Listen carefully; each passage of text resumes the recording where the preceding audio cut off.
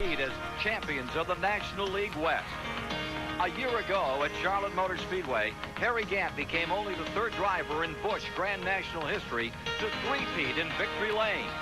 A year later, Robert Presley could become the fourth Busch Grand National driver to three-peat. Stay tuned to see if history repeats itself today in the All-Pro Auto Parts 300.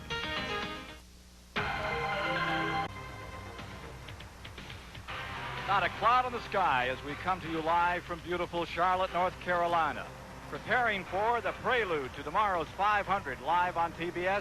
Today, it's the All-Pro 300. Hello, I'm Ken Squire, and what a race we have for you. $320,000 at stake. There are 42 different dramas about to unfold down below us. I've just finished introducing the drivers, and in a moment you'll meet some of those dramas that will be taking place. Let's get Neil Bonnet in here, twice a winner of the 600.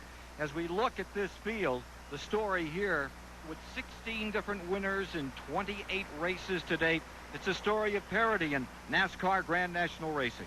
I tell you, there's a lot of different winners, but more than that, there's a lot of contenders. This type of racing has got so good, it's almost bad on the guys that run weekly. We see a lot of top points guys and the guys in contention to win starting in the rear of this field. Some of them had to use provisionals even to get in the race. It's going to be tough to win from back there. Now, as we mentioned to you, this is the prelude. Tomorrow is the 500. You will see it live here on TBS. Alan Kowicki will be on the pole. He qualified almost 3 miles an hour faster than anyone has ever traveled this mile and a half. And we have a new record here today, a mile quicker, as set by the young man you're about to meet. What's getting these speeds escalated for these two events this weekend? These guys are running the corner speeds so fast, it's unbelievable. These radial tires, they've got them dialed in. They know what makes them work now, and they're flying around this racetrack. With more of the story of what's happening here at Charlotte this weekend, let's go to the Stanley Tool Pit Communications Center. Rick Benjamin is there. Thank you, Ken Squire. Many stories that we'll be bringing you up to date on from our position here this afternoon. It's been a very interesting week at Charlotte, as it always is. First, of course, we're going to be focusing on the point race today in the Busch Grand National Series. Only 3 races to go. Let's take a look at where things stand. 4 drivers within 125 points of the lead. Todd Bodine has come on strong in the second half of the year. He's the leader, but Joe Nemechek is so close. 5 points down. You couldn't put a slip of paper between those 2 drivers at this point. Robert Presley, who's been the hottest driver, especially in the second half of the season. 5 victories so far, including 2 in a row. He's closed into within 112 points right now, although he has never really had much success here in Charlotte. Bobby Labonte, last year's champion, 125 points behind, certainly within striking distance, because you can score 175 points here today for a victory. Also today, many of the contenders, many of the top Winston Cup drivers, particularly who are in the field, have to come from way back in the pack. Let's take a look at a few of those drivers. Harry Gant, who won here last year, 22nd on the grid today. The 13th row will include Dale Earnhardt and Darrell Waltrip. Many think Darrell Waltrip is the driver to beat here today. They'll make up the 13th row. Morgan Shepherd, who always runs well here, will start in 30th spot. And also, one of the things we're going to be watching today, the situation in the north end of the racetrack. Turns 3 and 4 here at Charlotte. It's been ripply the last couple of years. Very bumpy here this fall, and there's a larger bump in turn 4 that many drivers, both in Winston Cup and Busch Grand National, are very, very concerned about. Some of the drivers have been telling us all week that the key to victory here today and tomorrow is going to be to get the right shock and spring combination on your race car so you can skate over those bumps and not upset the car. Of course, here it's very high-speed racetrack, and you need to keep the cars nice and stable and settled down so that you can run effectively in traffic. So those are among the stories we're going to be watching for you here today from the Stanley Pit Communications Center.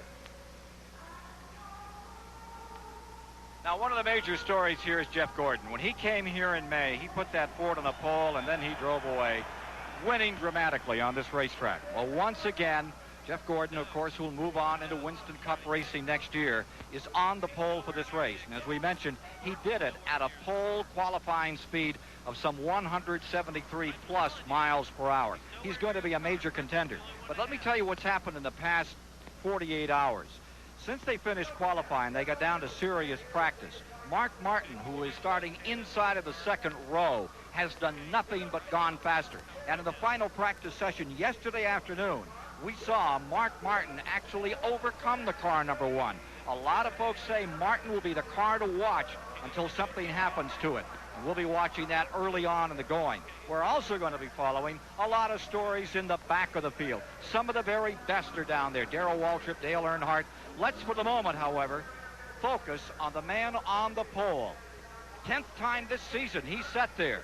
Here is Jeff Gordon with Dr. Dick Berggren. Well, last time here, this guy dominated the event. He won the pole. He won the race, the biggest purse in the division's history. How about today, Jeff? Oh, we got a good shot at it. You know, things are going really well for us so far this weekend, and we're just going to try to put it all together today. It's a long race and a lot of good competition, a lot of tough guys running really fast. So we'll just have to see if we got a little bit of luck and everything goes our way. I think we're going to have a good day. You're going to try to run hard all the way or take it easy at the beginning? Well, I think our car is going to come to us as the day goes along. I don't think we're going to be the fastest car at the beginning of the race, but the most important thing is that we lead that last lap, and that's what we're looking for today. In 17th position is another major story here at Charlotte. He's seeking his 6th win of the season, his 3rd in a row. Storming up through the points comes Robert Presley. Well, we're here with Robert Presley. Robert, you haven't had that much success here at Charlotte. 15th is your best finish in this race. What about it here today? I think we look pretty good. You know, we've really come on here. We come and tested, run real good. Practice, we run good. You know, qualified is just so close from about 5th all the way to 40th, I think. And, you know, it looks good. We just got to get out here and finish this race and accumulate some points. Good luck today. Thank you. Well, they say this is the man to really watch this afternoon. Everyone is talking about Mark Martin. What's he got to say before this race starts? Well, Mark Martin, many of the other drivers are picking you as the winner. What do you think? We're running real good, but it's a real competitive field, and we don't have everybody covered. We're running good. Maybe we'll win. 4-time winner of the All-Pro 300 here each autumn at the Charlotte Motor Speedway is the great Darrell Waltrip, but he's back in 26th position. Well, Darrell, you've yet to win on the Busch circuit this year, but a lot of the Railbirds said you had a great car yesterday in practice. What about it? Yeah, well, we did win practice yesterday. I could say that, and that's really good for us because we've struggled with this car on the Speedway this past year, and it's a new car, and it's a little different what we've been running, and so we're pretty excited. If we can just get from back here to the front where we need to be, we'll be okay. Good luck out there today, Darrell. Thanks a lot. Let's go down to get that command, to get this all underway at Charlotte. It's like getting married. All right, let's do it again. Mr. White, 4, stand, let's go. 3, 2, 1. Ladies and gentlemen, start your engine. About 80,000 people giving the command to start your engines. Get us going here at Charlotte for our live coverage on TBS today and tomorrow. Stay with us for the All-Pro 300. It's about to unfold.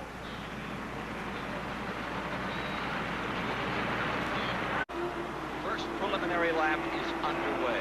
200 racing laps today. It'll be some 300 miles, and it's run with a 15-minute halftime. There's a break in the middle of this race. The 20th annual All-Pro 300. You're riding with Hut Strickland, another serious contender to have a very good finish here today in that Stanley car.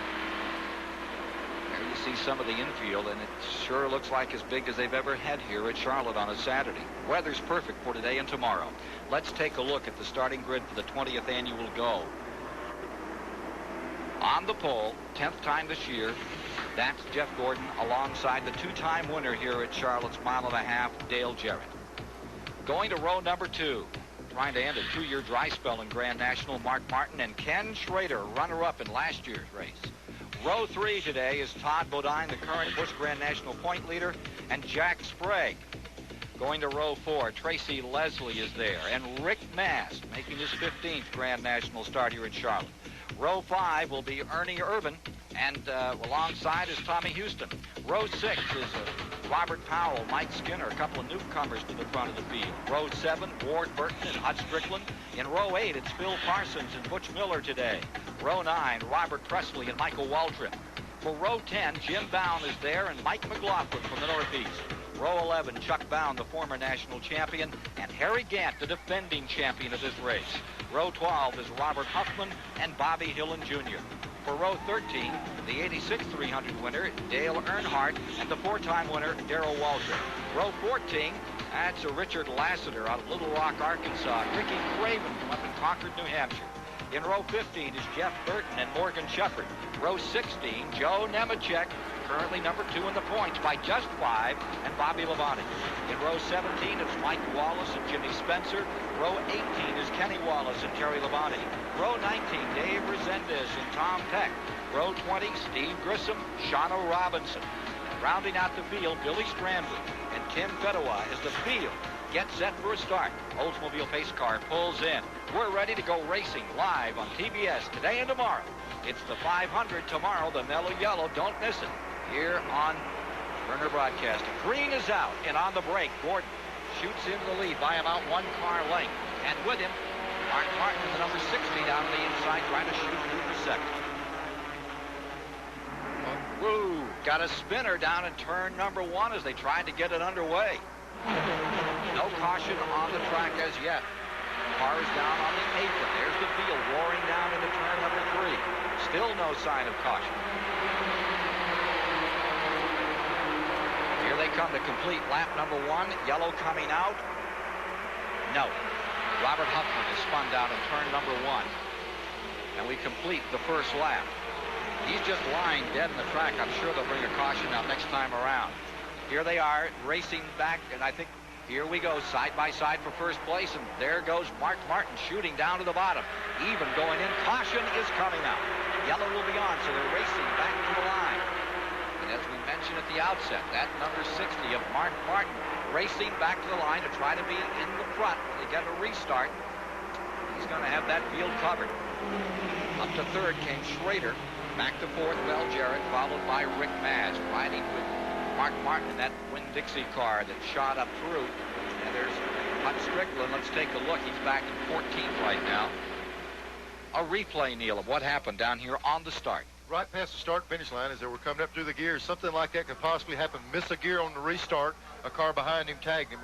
After we see him, he's already started spinning. But the big question on whether to throw the flag or not, he was rolling right here on the apron.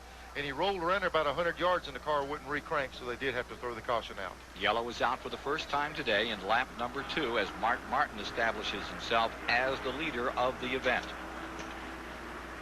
There you see Robert Huffman's number 39 lying just inside of the first turn here on this 1.5 mile Charlotte Motor Speedway.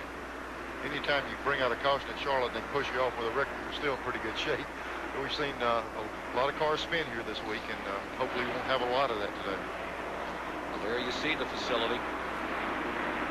Looking grand. Had a great night of qualifying back on Wednesday when Alan Kowicki went 179, almost 180 miles per hour to take the pole. 3 miles an hour better than what we'd ever seen the track turned at. What's amazing about that is we're at this size facility, we're turning Daytona and Talladega speeds almost. And right here in this Busch series, with the lap that Jeff Gordon turned around this place, it's unbelievable. They're getting the numbers up there where they're really flying. So next time by, from the Max Race Cards aerial platform, good look at this Charlotte Motor Speedway. That's the only place where you don't see the infield absolutely jammed is down here in that turn number 1 area. And of course, they raced in that area last night. They had the Can-Am cars in here, the Shelby Can-Am cars. But take a look over here at 3 and 4. Talk about gridlock. Yeah, when these people come in, the reason it's not full down in 1 and 2, they've been here for 2 or 3 days. They were using the other end of the racetrack, and this end right here, they have homesteaded. They're here for the weekend. Field in the back straightaway. They'll be taking green this time by. Tells the story of where we're going, what we're doing here. Average speed 141 is the record. That could easily go away, that Sam Ardmark, if they keep down the number of cautions. We'll have to see about that. Our pit road speed today, nailed at 55. Huffman's number 39 is on pit road. We're set for a go. With Mark Martin in front, Gordon second, Schrader third, Dale Jarrett fourth, Todd Bodine fifth, Rick Maz sixth, Tracy Leslie seventh, Bernie Urban in eighth, Jack Sprague in ninth, Hut Strickland 10th, Tommy Houston 11th, and Mike Skinner back there in 12th. Green is on. Had some cars jump to the inside on the start. Got about 3 breaths coming through the trial. Leading down in turn 1, they got back at least in double file. There were 3 abreast as they entered that corner. Back straightaway, and there's Todd Bodine, number 34, going beneath number 72, Tracy Leslie. Those 2 red cars. Number 9 leads in the points by just 5 points. coming to today's race. And there goes Hut Strickland in the 92 down on the bottom side. He tries to find himself a hole. 5 laps complete as they cross the line. Strickland in the black number 92 looking for some running room. Ernie Irvin right there behind Todd Bodine and Tracy Leslie, 34 and 72 respectively. The 18 braking on the bottom of the racetrack. Up moves Dale Jarrett. Slides down here, gets a bit of a draft with Bodine. He's going for second spot. Dale Jarrett. Meanwhile, in front it remains Mark Martin, the number 60. Tight running out of turn number 4.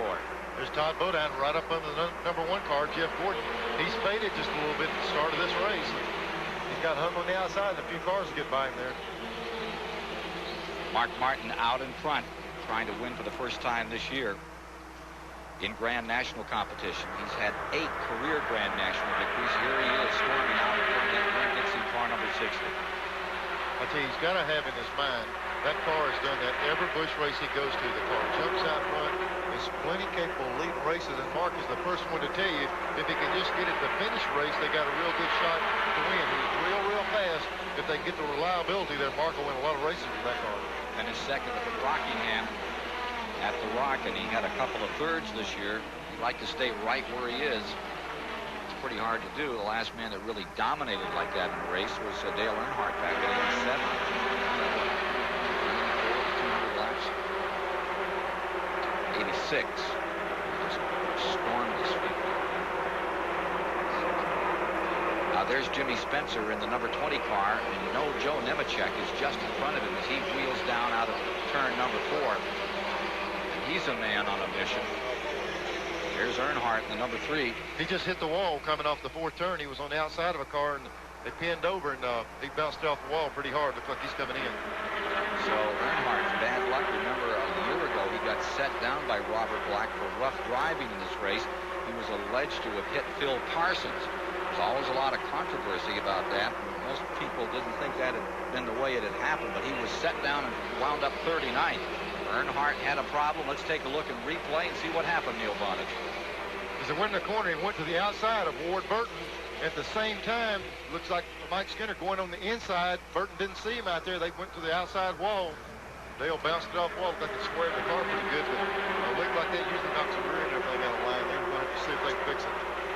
So, Dale Earnhardt, the 1986 winner in the Good Wrench Chevrolet, comes onto pit road as you watch it live here. Meanwhile, jumping out to a 4-car length advantage. Call it 6. Mark Martin with Ken Schrader now zooming up into 2nd. Dale Jarrett 3rd, and Todd Bodine 4th. 10 laps are now complete, and on a 10-lap rundown, you'd have Irvin 5th, Leslie 6th, Gordon 7th, Rick Maston 8th, Strickland in 9th, Tommy Houston 10th, Jack Sprague 11th, Michael Waltrip 12th, and Phil Parsons back in 13th with the Winn-Dixie car on board with Mark Martin in the lead. When you say on board, it's like it's on a rail. He's got the car. He's really got a lot of power, but he's just running around the bottom, just flying. But he's getting caught. Moving up on him is Schrader in the number 15. Look at this. He's cut that distance in half, has Schrader, as he continues to tighten this race up. I talked to Schrader's guys earlier in the week, and they said they got here, they made 2 laps of practice, the car ran real fast.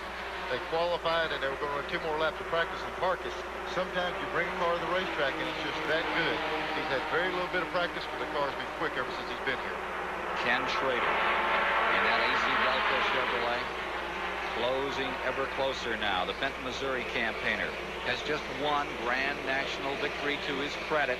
That in 1989 at Dover, Delaware. And here he is, just 3 car lengths down from Martin as they work lap 13. And then it's about 30 car lengths back to the 3rd spot, Dale Jarrett. Yes, Schrader's diving right down on the back of Mark Martin. It seems like he's able to gain on him, getting off in the corner right there. Once it gets that close, he gets a little bit of help. When we start talking about the kind of speeds they're running around this racetrack now, the draft is certainly entered into this facility. And when you get that close, you get a little bit of help. There you see the interval over the front of the field. There is that battle for 3rd. Jarrett leading it, followed by the point leader, Bodine, and right behind him, Ernie Irvin is there. Todd Bodine in that number 34 car. Dale Earnhardt back in the garage area. Randy Pemberton is with him. Well, we're trying to get close to him. Dale, are you all right, first of all? What happened? 27 them car paints off in the wall. I don't reckon he really thought I was out there. That's the way it goes. You're feeling your leg a little bit. Are you okay? It's all right. Okay, a little bit upset, Dale Earnhardt. Earnhardt having to wait for tomorrow. Tomorrow, of course, he won here in the 600 back in May, as you saw on TBS. He will be someone to deal with in that 500-mile race we'll be bringing you. I'll tell you what, that hurts. Sometimes when you fall out of a race, you hate to let this race get away, but right here, the 60 car, Mark Martin, Ken Schrader, Earnhardt, a lot of those guys, today they can learn a lot about this racetrack to help their cars for tomorrow. So the more they got to run today, the better off they'll be tomorrow setting their cars up. So this is just a little training ground today, helping them out tomorrow. We're back with that battle for third. There's Jarrett, Bodine, Ernie Irvin, third, fourth, fifth. And just behind them comes the pole sitter, Jeff Gordon, in sixth, completing 16 laps this time by. There's Todd Bodine fading a little up in that turn four. Now, what's the story on turn four here? The turn four is like it's been for years. It's a little bit ripply up there. Everybody knows it used to be a landfill. They packed it in there and invested in. They've got quite a few ripples in 3 and 4, but the reason they're seeing it so much now is these cars are running such tremendous corner speeds. There's Todd Bodine slid up in the middle of the corner down at 2. He'll have to regroup. Got just a little loose up there on the second corner, and he falls back. Into the 6th position goes Bodine. Moving up is number 4, Ernie Irvin. He's into 4th.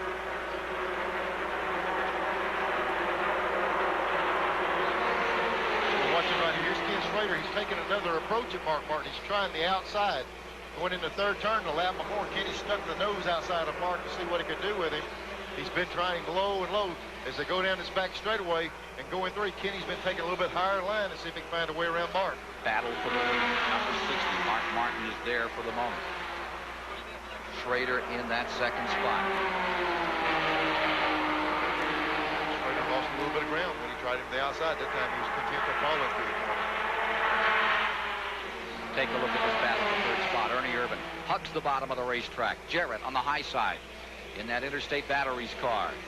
And here comes number 1, slithering up on the bottom comes Jeff Gordon into Baby Ruth number 1 to take another spot. 3 wide out of 2. Yeah, there comes Bodine right back on the inside. He slipped a little bit, lost the ground. Now he's working right back in the middle of it again. What a point battle this has been. Earlier this season, including with Richmond, Nemechek led by a single point. Now it's still only 5, with 3 races to go. Grand National season ends in Hickory, North Carolina, not very far from this Charlotte Motor Speedway, November the 8th. Battle for the lead continuing as they work lap 20.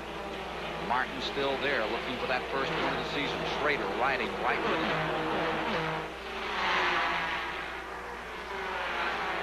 There's the approach into turn 3, and here comes Schrader digging in on the bottom of the racetrack. Got a good run at him off full turn this time, Kenny.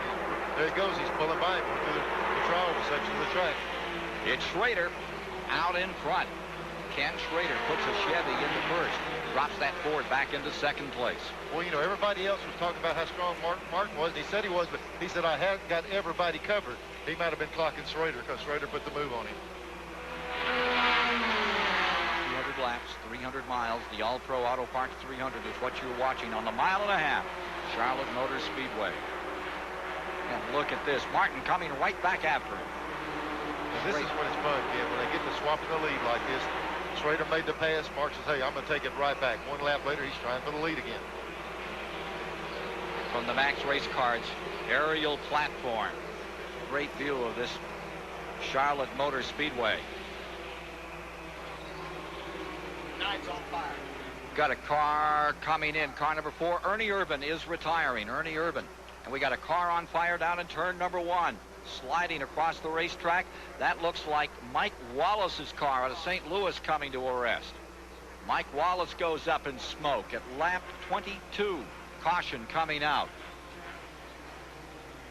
Mike Wallace clambering out of car number 9. Had a good qualifying run, but it's all for naught for Mike Wallace. Another one of those Wallace brothers. Had high hopes here today. It's not going to work out. It's nice to see him crawl out of that car, stand up, but the good thing is seeing him pulling those gloves and stuff off. A lot of fire in the car, and now all these guys are wearing a lot of safety equipment, and they can withstand the kind of punishment it takes. The Duron Paints Oldsmobile in big trouble as it came down across the line here. this happened through the trial where the car was smoking real bad. That's an oil fire. The engine blew. There's oil back on the headers. The headers are stainless steel, and they get cherry red, and it just ignites the oil. And that's about as hot a fire as you can stand without oil burning in there. Running in 29th position when the day concludes for Mike Wallace out of St. Louis, Missouri. We'll be back with more of our live coverage of the All-Pro Auto Parts 300 from the Charlotte Motor Speedway after these messages.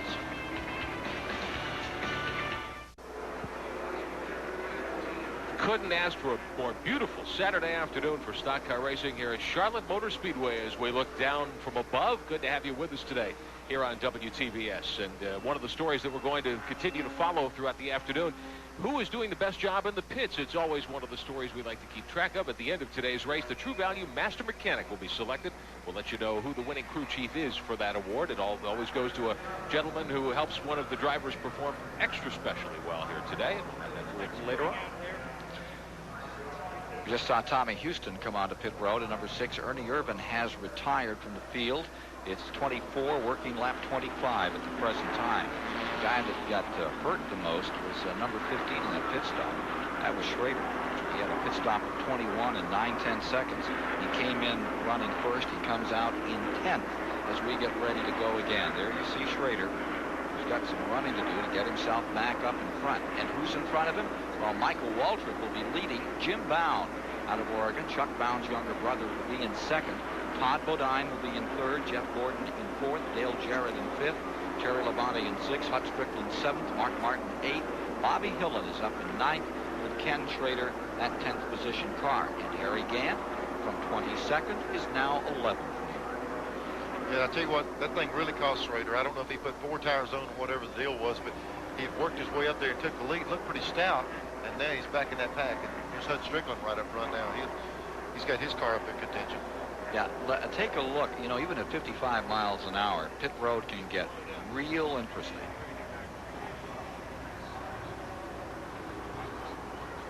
Here's Mark Martin coming out of the pits. Here comes Hud Strickland, 92 car turning out. Here comes Mark Martin, near collision on pit road. And this is at 55 miles an hour, and everybody wonders why they slowed the speeds down. It's hard enough at any speed to get that many cars in and get them out as quick as they can. Another big change out here in the picture at the moment. We mentioned Terry Labonte in 6th. Remember, he started 36 in this race. He's looking perfect. Car number 9 is brought back to the garage area. Dr. Dick Bergeron is standing by with a guy who's always a serious contender in any race here at Charlotte, and he's out of this one early. Let's find out what happened to Ernie Irvin. Ernie, what happened? Well, not real sure. The thing started fluttering real bad down the back straightaway, and don't know if it was in the ignition or something, but wasn't going to be able to finish it like that, so we figured we'd bring it in and try to figure out what's wrong. Now they're slowly taking the valve covers off, going to do a diagnostic on it. But these guys, the Winston Cup guys, were not in it for the points. They're in no hurry to get back out on the racetrack again. So that's the story on Ernie Irvin, who comes right back out here tomorrow for the 500. He'll be a serious contender to win. Hope you're going to be with us for our flag-to-flag coverage tomorrow afternoon. There you see the take one. 26 laps now complete. They'll take green on 27. And just as well, we're getting ready to go green. Robert Presley, who's a big player in this thing. Presley just going down pit road, and they're doing a little bit of work, but look like making a chassis adjustment, so whoa, it's not going to cost him here on the caution. It's just going to cost him a lot of track position. And track position counts a lot here. It looks like seat position there is going to depend a lot. You get up, you'll lose your seat in this place. It's packed. Robert Presley is back out, but he'll be on the tail end of the field as we get ready to go. Robert Presley will be back in 37th on this start. Among the point contenders, Todd Bodine comes out third. Joe Nemechek will be in 20th. Remember, he has a 5-point deficit to Todd Bodine in the Grand National points as we get down to these final races of the season. There you see Robert Presley catching up with the tail end of the field. Field down in the back straightaway. He's there now. He's got some racing to do. It'll be fun to watch Robert Presley. He had that great win at Darlington earlier this season. Super Speedway victory. A lot of people say he should go to, and caution's coming back out. Caution is coming back on the field. Going to take another lap before they turn him loose. Robert Presley out here in the back of the field after he won Darlington. That was the time when everybody begins to talk about who's going to be running in what Winston Cup car. And because he's had so much success this year, they're talking about Presley to move up And he said then, he said, I've had a couple of fairly good offers, but I've faced up to the fact that I've got a lot to learn, particularly on those bigger tracks. I'm just not ready yet. He wants to stay here in Grand National, but winning at Darlington, I would think, in any kind of racing would be ready to move you up. He's probably as level-headed a competitor I've seen in the sport in a long time. There's a lot of people said he's ready, and when he thinks he's ready, he will be. I believe he can move up right now and race a Winston Cup car, but he wants some good experience with what he's got winning races. Son of Bob Presley, who was a great racer, too. There's more on the Mark Martin story. Here you are riding with Mark Martin in 8th position. Let's go to the pits and get it now. Well, I'm down here with Steve Neal. Steve, he might not be able to get up to speed too good on this restart. We understand the clutch is gone. He'll be fine. The only time we have trouble is on pit road. He has to shut the engine off and get it knocked out of gear, and we'll push him off in gear, spinning the starter. As far as on the racetrack, he can change gears without the clutch, so we're in real good shape. The only problem is a green flag stop. I can't imagine a green flag stop between now and halfway, and we'll work on it at halfway. We should be okay. Car's been great. Yeah, he said he was a little bit loose with Kenny behind him, and he said Kenny waved him off when he was behind Kenny. So it's kind of hard to run with somebody tucked up under you like that, but we're in good shape. Getting ready to go green from 8th position. Mark Martin. We just saw him make that shift. It's just like anytime you work with the throttle and the clutch assembly and just get it. There he goes. He's going up through the gears. He didn't have any trouble shifting. Here he comes on a tear. Meanwhile, here's Hut Strickland from 7th position trying to move up. He pulls up on Todd Bodine. Incredible pictures as you watch it live. This battle for the lead on the restart. Out in front is Michael Walter. Again riding in that Stanley car with Hut Strickland bouncing their way down to turn number 3 at about 165, 170 miles an hour. With a 34 sideways there for a moment. Todd Bodine's car, we just heard him say when you get behind a guy, you get him real loose. Someone was tucked in behind Bodine, got him loose, and he was wiggling all over the racetrack. Interval 1st to 10th. How about 7/10 of a second? We used to come to Charlotte and they say, is it a big super speedway with the big drafts? It might not have been in the past, but it is now. With the numbers they're running down these straightaways, the draft is really entering into what these guys are doing. Riding with Mark Martin now in the 8th position. Here they are battling down the back straightaway into turn number 3. Watch them as they come through 4. Little correction there, what? Yep. We just had a call. They checked down. Dick Bergeron's down and find out what happened to Robert Presley. Let's go down to Dick and see what's going on. Well, Neil, what happened was Robert Presley was caught speeding on pit road. Today we've got a 55-mile-an-hour speed limit here. NASCAR said he was going faster than that, so they brought him in. It was a penalty. As long as the car was here, they adjusted it a little bit, and he's off and running. Gave him a ticket and sent him on his way. And it wasn't a policeman's ball. Michael Waltrip is out in front in car number 30. He has that much of a lead over the white number 1 of the pole sitter, Jeff Gordon, and running 3rd is Jarrett.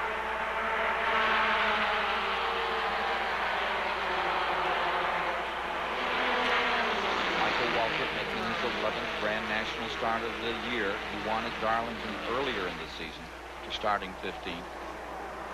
We keep mentioning track positioning. Waltrip was fired back in the middle of that pack wall. Go on this set of pit stops. He got himself out front, and he's able to stay there now. And look who's catching up. Todd Bodine is getting back into it in 4th position. Hut Strickland is up to 5th. Terry Labonte is into 6th, and Jim Bound has fallen to 7th position.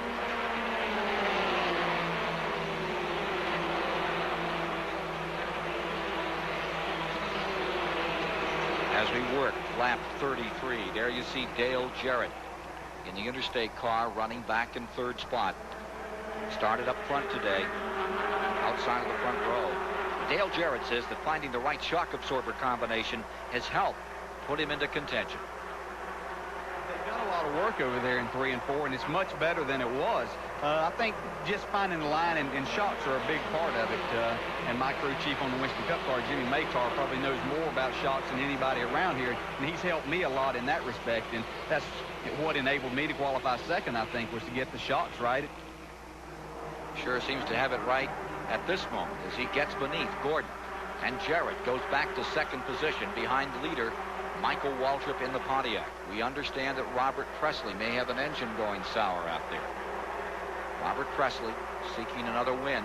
Be his 3rd in a row. All the guys get up toward that 3. It's hard to catch 4. We just saw Todd Bodine go by with the 18 car when he made the pass on Jeff Gordon. There they go. They got together going off 2. Like the back end broke loose on the 18 car. It was hard to tell. Among the leaders, Todd Bodine leading in the point standings. by only 5 points over Nemechek. Looks like they've destroyed that car, and there you see Dale Jarrett, the leaders, in big trouble just behind the man on the point, coming back to the stripe. Number 30, Michael Waltrip. Second across is Gordon, and coming across third is Labonte, followed by Strickland, Phil Parsons, Ken Schrader, Mark Martin, Harry Gant, Kenny Wallace, and Darrell Waltrip, in that order, coming across the stripe. This incident taking place in the 35th lap at turn 2. Looks like the end of the day for Dale Jarrett in the number 18, and for the man who was number 1 in points when we came into today's race, Bodine in the 34. Jim Bound running 9th. He also got a piece of that. I mean, he got a good piece. His car now coming down pit road.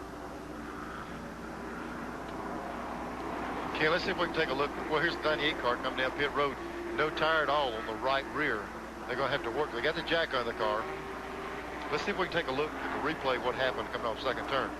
There's Todd Bodine. Well, there's Jeff Gordon right there in front of him. Todd Bodine, the red car. The green and black car. Looks like they got together going down in the corner. Looks like Bodine might have got in the back end of Jarrett. Got him turned around. It's hard to tell from that angle, but it looked like they touched as they entered the corner. We'll sure want to hear from those two about what happened up here in turn number 2. And there is that car of Bound getting snarled on the bottom of the racetrack.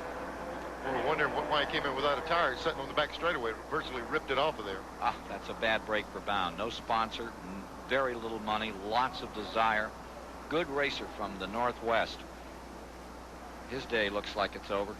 Yeah, there's a good idea what kind of banking those guys are doing. That's not in the middle of the corner. That's really right there. As you exit the corner, the banking is about twice that steep in the middle of the corner.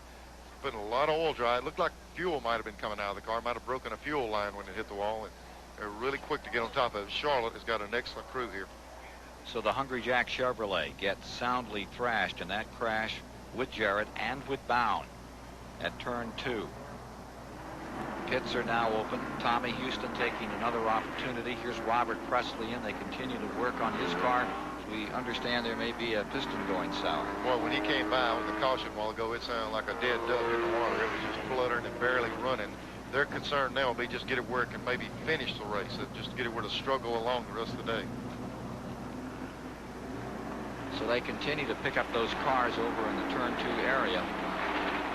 Both Jarrett and Bodine's machine. Bound brought his around onto pit road.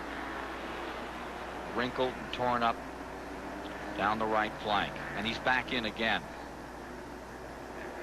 His dad has come east with him several times to go racing here. Now there you see the 87 of Nemechek. He's in 12th position at this point, and this could cause a revolution in the point standings another time. He's in 12th, but he's in the driver's seat right now. The guy that he's really fighting with, the top contenders, had major problems. He just needs to ride this thing out. It's hard to tell a guy, hey, we don't really want to win today, but you got to tell him to take care of that thing and save it for the end. They can go make big strides on the points. And Nemechek can win on big tracks. We saw him do it up at Loudon, New Hampshire at the New Hampshire International Speedway. He looked fantastic up there, and that was a race in which Bodine crashed late in the going. He got snarled up there with Jimmy Spencer. Anyway, we're getting ready for a restart with 37 laps complete. All Pro 300 live from Charlotte, North Carolina.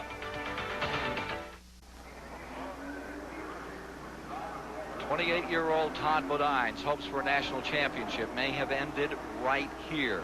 Car on the hook coming back from an incident at turn 2 in the All-Pro Auto Parts 300 at the Charlotte Motor Speedway. Badly banged up. Let's go down for a Goodyear update on other motorsports news before we continue here this afternoon. Well, Ken, it's been a bit. Rick Benjamin, Dale Jarrett's car is just being brought back in and going back behind the wall. There's the number 18, the Interstate car, in serious trouble. We'll get an update for you if there's any chance either of those two can come back. And we've got some pretty interesting replays of what happened. Let's take a look from the high side at what happened out here, Neil. We were talking, there was Jeff Gordon going in behind Bodine in the red car. They go down in the corner. There's Jarrett in the black and green car. Looked like Bodine got in there a little hot in the corner and tagged him in the rear. And after that, they're on for a ride.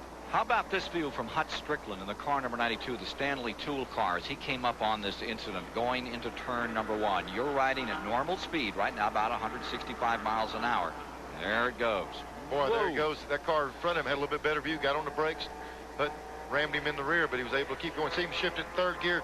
The hard thing to do is when they have a wreck, don't stay there. Get that thing moving and go on out and get out of that area, because it's going to be piling up behind you. Now let's ride with Mark Martin. Normal speed. Boy, right in this cloud of smoke, you just hope there's nothing on the other side of it. Coming off the corner, you're hoping, hey, let them get down, stay high. Boy, in and out of the gas, working through there. Whoa. Dodge another car to the right. Well, I tell you, some days you just do the right thing, and some days you can't do anything right. But he went through there and missed about 3 different wrecks. Had the right saint on that one, didn't he? Sir. We're showing 40 laps are now complete. Major incident in turn number 2 has seen the hook go out for Todd Bodine, the current Busch Grand National point leader, and for Dale Jarrett. We're trying to get you some updates right now. Meanwhile, number 59, Presley, winning 2 in a row. His car is sitting directly across from us here at the start-finish line, and the hood is up, and they continue to work on Robert Presley's car. Let's go to the PCC. I think we can get a word with one of those guys in that incident. Dale Jarrett is standing by with me down here, Ken Squire. And Dale, sorry to see you out of it so early.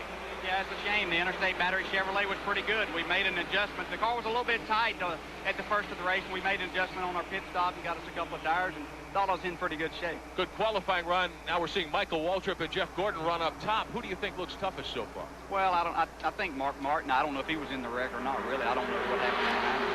Jeff Gordon's going to be tough to beat, and Mark, there's a couple of good cars right there. Now, tomorrow, you're going to be here, of course, in the Mellow Yellow 500. How do you feel about tomorrow's event on TBS? Real good. The Interstate Battery Chevrolet is really good. We start 7th tomorrow.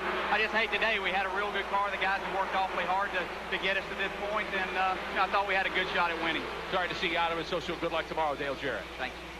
Well, the man leading right now defeated Dale Jarrett at Darlington to get his 1 win of the season, Michael Waltrip. He needs a win. This team desperately needs a win at Pennzoil car. They'd like to win in their Winston Cup car, but in this Busch car certainly would be a shot in the arm, too. He runs good at most of the short tracks. Here he comes right here. Here comes Jeff Gordon sticking a nose up under Michael. Pontiac versus Ford. Pontiac on the outside, the Thunderbird down low, and the Bird's on the side. The number 1 car. Young 21-year-old Jeff Gordon out of Pittsboro, Indiana. We've got a spin down in turn number 2. Not going to collect anybody. It goes all the way around, and it's Burton in car number 8. Jeff Burton out of South Boston, Virginia, looping 1. Yellow is out another time. Racing back to the line. Gordon first. Waltrip second. Labonte third. Strickland. Phil Parsons having a very good day. And there lies the number 8 car of Jeff Burton. Got into turn number 3. Next thing you knew, it was away. And turn number 2, next thing you knew, it was away. I saw him after spin. I see oil on the track or some kind of liquid. I don't know if that's after he hit the wall or if it happened before, but boy, it snapped out from under him in a hurry.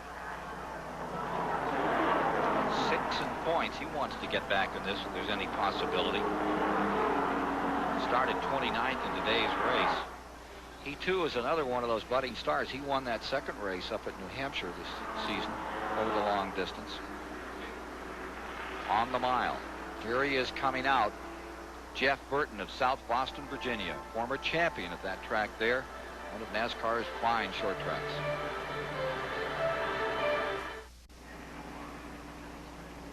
After 45 laps, it was Jeff Gordon in a Ford leading here in the All-Pro 300 at Charlotte.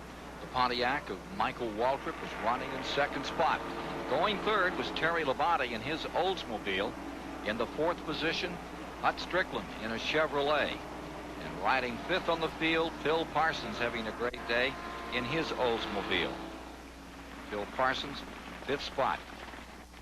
There you see the 8. It took some damage. And apparently Ward Burton banged up an ankle. We saw him gingerly walking away from the car. They asked for the ambulance out there. They wanted to have him take a look over in the infield hospital at just what his condition was. Let's take a look at the Fram race story. If you're just joining us, Gordon was the pole sitter at 173 miles an hour, but Mark Martin from 3rd spot shot by him and led to lap 20. And Kenny Schrader, he made an inside move. He came to 3rd, from 3rd up through to 1st, followed by Michael Waltrip taking the lead. And dominating for a while, and just before this caution flag threw, it was Jeff Gordon back into the lead. Let's go down, Ken, with Dick Berggren. He's got something for us. Well, Neil, I wanted to let you know that here at Charlotte, the Busch Grand National cars have a 15-minute break starting at lap 102. And during that break, they can change 4 tires. They can put fuel in the car. They can wipe the windshield. Anything on a normal stop. They cannot do anything they wouldn't ordinarily do on a normal stop. Now, the top 2 cars, they're going to go all the way to that break, not stop for anything unless they've got some sort of a problem. Then they got 15 minutes to look at the car and try to make it run faster. So what can you do, Dick? You can clean the windshield. You can probably make some adjustment in the handling, change some tires, but that's about it, right? Yeah, one of the things the crews wanted to be able to do this morning, Ken, was change what's called a track bar in the back, and that would make the car run a little bit better or a little bit worse, depending on where you put it. They were able to do that here in the spring. This time around, NASCAR said no, and that's fouled up a couple of the teams, Gordon among them. They had planned when they went with this setup that they would have the opportunity to change that track bar. So there are the few things you can do, but not very many. Dick, when they put the cars on the line, did they have some of them on the line before they had that driver's meeting where it kind of locked them in? Yeah, they did, Neil. But by the same token, our weather has changed a lot here today, too. So it's between the weather, the rules, there's a lot of things stirring all this up, and I think the crews are going to be grateful to have that 15-minute break. They can change the tires. By the way, by doing that, they can change the air pressure in the tires. That'll change the spring rate, too. There's a bunch of things they can do, but not a ton. As we come back to restart at lap 48, here are the drivers that did not qualify, some of the drivers that a lot of folks know. Joe Bessie, who was driving that Elliott car number 11, that Ford, did not make it. Mike Stefanik from up in the Northeast, Jeff Green, Ed Barrier, Troy Beebe, David Rogers, Bobby Doddard crashed in that practice or in that consolation race, qualifying race yesterday. He didn't make it into the field, nor did David Rogers. So those are some names that are not here from the Grand National ranks. Take a look at this start as Jeff Gordon pops out in front by 2 car lengths in number 1. So Hut Strickland dived down to the inside. He moved up to 3rd or 4th place there. There's Hut down on the inside, trying for 4th position. Well, really 3rd. Presley must have corrected that car, Ken. They were working under the hood. They might have had a plug go bad or something in it because he's running right there with the leaders again. But he's 4 laps down, as we understand it.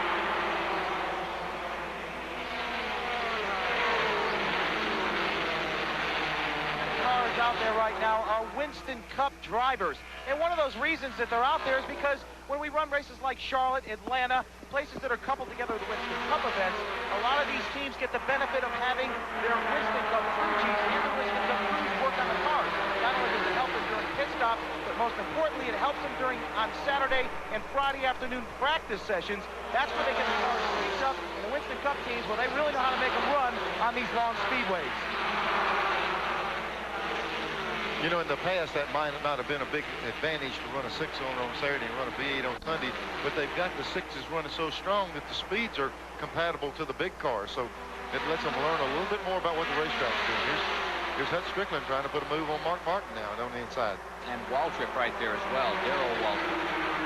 Both Waltrips up in the top 10 at the present time.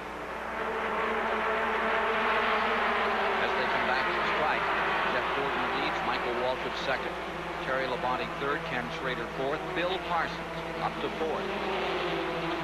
Ken Schrader 4th, Bill Parsons 5th, followed by Mark Martin 6th, Strickland 7th. Right there. He was in 8th. He's gotten around. Strickland puts him up to 7th. Strickland falls to 8th. Bobby Killen 9th. Harry Gant in 10th, and just moving up into 11th from that 12th spot, Joe Nemechek. For the lead, number 30, Michael Waltrip bearing down. There's Terry Labonte. Labonte is driving the white number 14. He had to run a consolation race yesterday to get in this event, and he's worked his way back up front. Those 3 cars pulling away by 40 car lengths from the 4th place man on the field, Ken Schrader. Then it's another 10 or 15 car lengths back. We've had another swap of positions. Mark Martin comes up to 5th. Bill Parsons drops to 6th. Waltrip still 7th. Darrell and Strickland in 8th. Followed by the 28 car, Bobby Hillen driving that 28, that Texaco car this afternoon. And there went Terry Labonte right around Michael Waltrip into 2nd position. You know, Ken, yesterday in the qualifying race, he ran real strong. Looks like he's got his car working a lot better than when he qualified. Here he comes diving in right on the bumper of Jeff Gordon. He closed in about 2 or 3 car lengths in that one lap.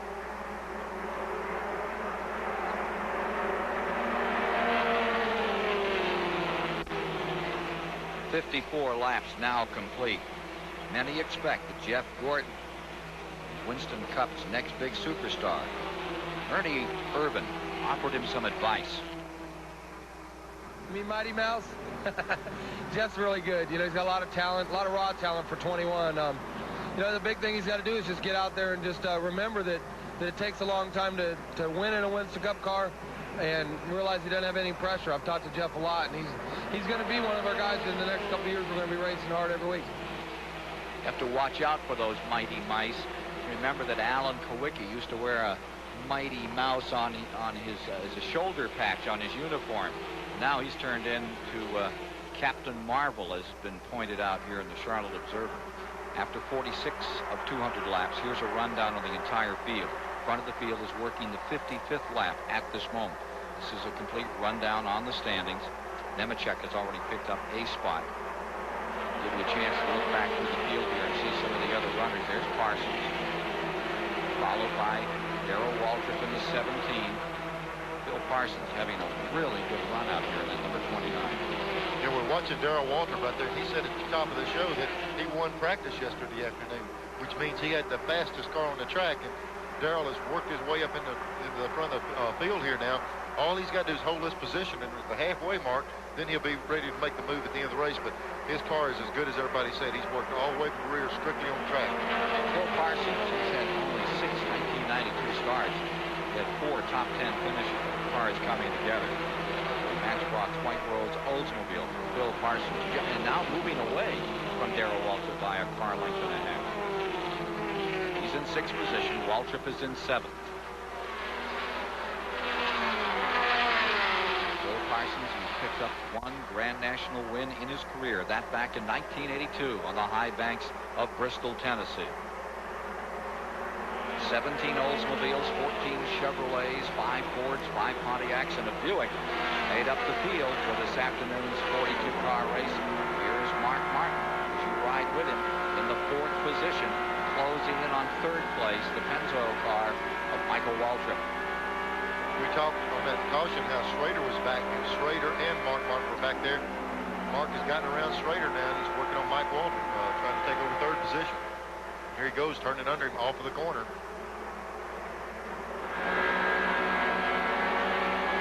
You're riding.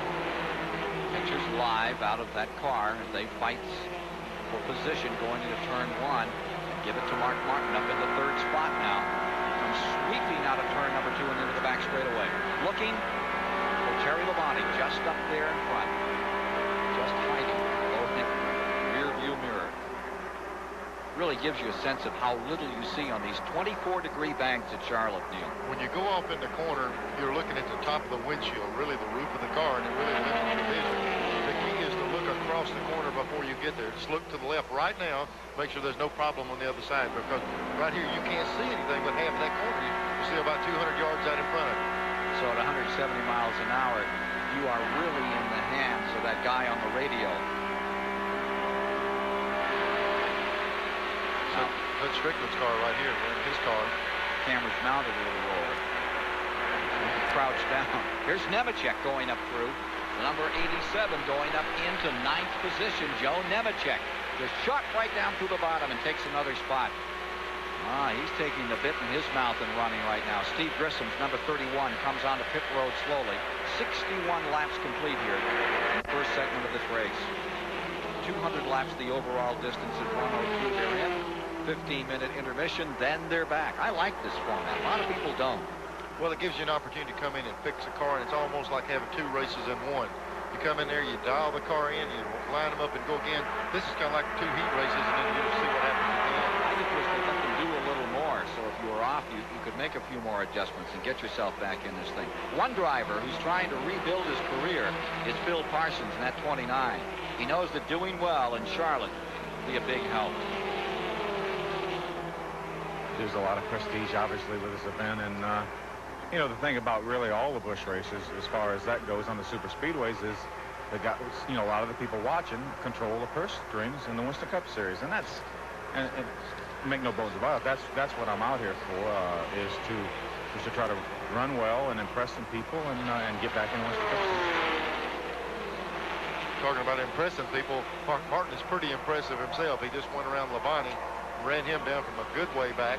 Puts him second. Now the next, he just ran down one white car. He's got one more to go for the lead. Jeff Gordon still stays in front, and there's the interval between first and second place. Boy, Gordon got real high that time. Didn't he turn that thing all the way up on the outside? He squared that corner. There's Martin in second, and another move like that by Gordon's going to cost him big. That cost him about 5 car lengths. Yeah, it cost him a little distance out front, but look at the gap that Mark Martin is putting on the third place car of Labonte. He's pulled out 4 or 5 car lengths there too, so he's the lead car gave up a little bit, and he picked up on second, so he's really moving in on it. 0.8 of a second between first and second in the last lap. We'll check it this time by Labonte third, Michael Waltrip fourth, Schrader fifth. Gant is in sixth. Yeah, that's right, Harry Gant. You remember him from last year. Started 25th, won the thing. Gant started 22nd today. He's up to 7th. He might as not well run a qualifying lap. Just take a provisional starting berth and get out there and win these races. I tell you, you know, I know people get tired of us joking about it, but Harry just takes it in stride. He says, man, if I can get in the race, I got a chance to win it. But qualifying, they just can't get her up to speed. But once they start, he rolls right along. There you see Harry Gant in car number 7. Now running in 6th position, the 1987 and 1991 All-Pro Auto Parts champion, around Waldron. And looking for Ken Schrader. Schrader in 5th. And look at Nemechek in the 87. He's up to 9th in his fight with Phil Parsons for the moment. He had him up another spot a moment ago. Now they're showing him back in 9th. About 7 seconds behind the leader, and here comes Nemechek underneath Phil Parsons. You know, this is reminiscent of that New Hampshire race. Remember, Nemechek just got faster and stronger all through it? Boy, the story is, as we watch the leader, take a look at this battle. The big story down here in Charlotte is the story up in New England. We're talking about this press conference next Wednesday when they'll presumably announce a Winston Cup race in New England for the first time since they used to hold them over in Oxford, Maine, where Bobby Allison won his first Winston Cup race. Here's Martin down on the inside. A lot of questions to be resolved up in Boston next Wednesday, as we understand. Mark Martin to the inside. Ford versus Ford going into turn number 1. Give it to Mark Martin. 68, lap 68 when it happened. Boy, he ran him down from a long way back. That set of pits, that last caution had him way back in the pack, and he just picked his way through traffic to take the lead.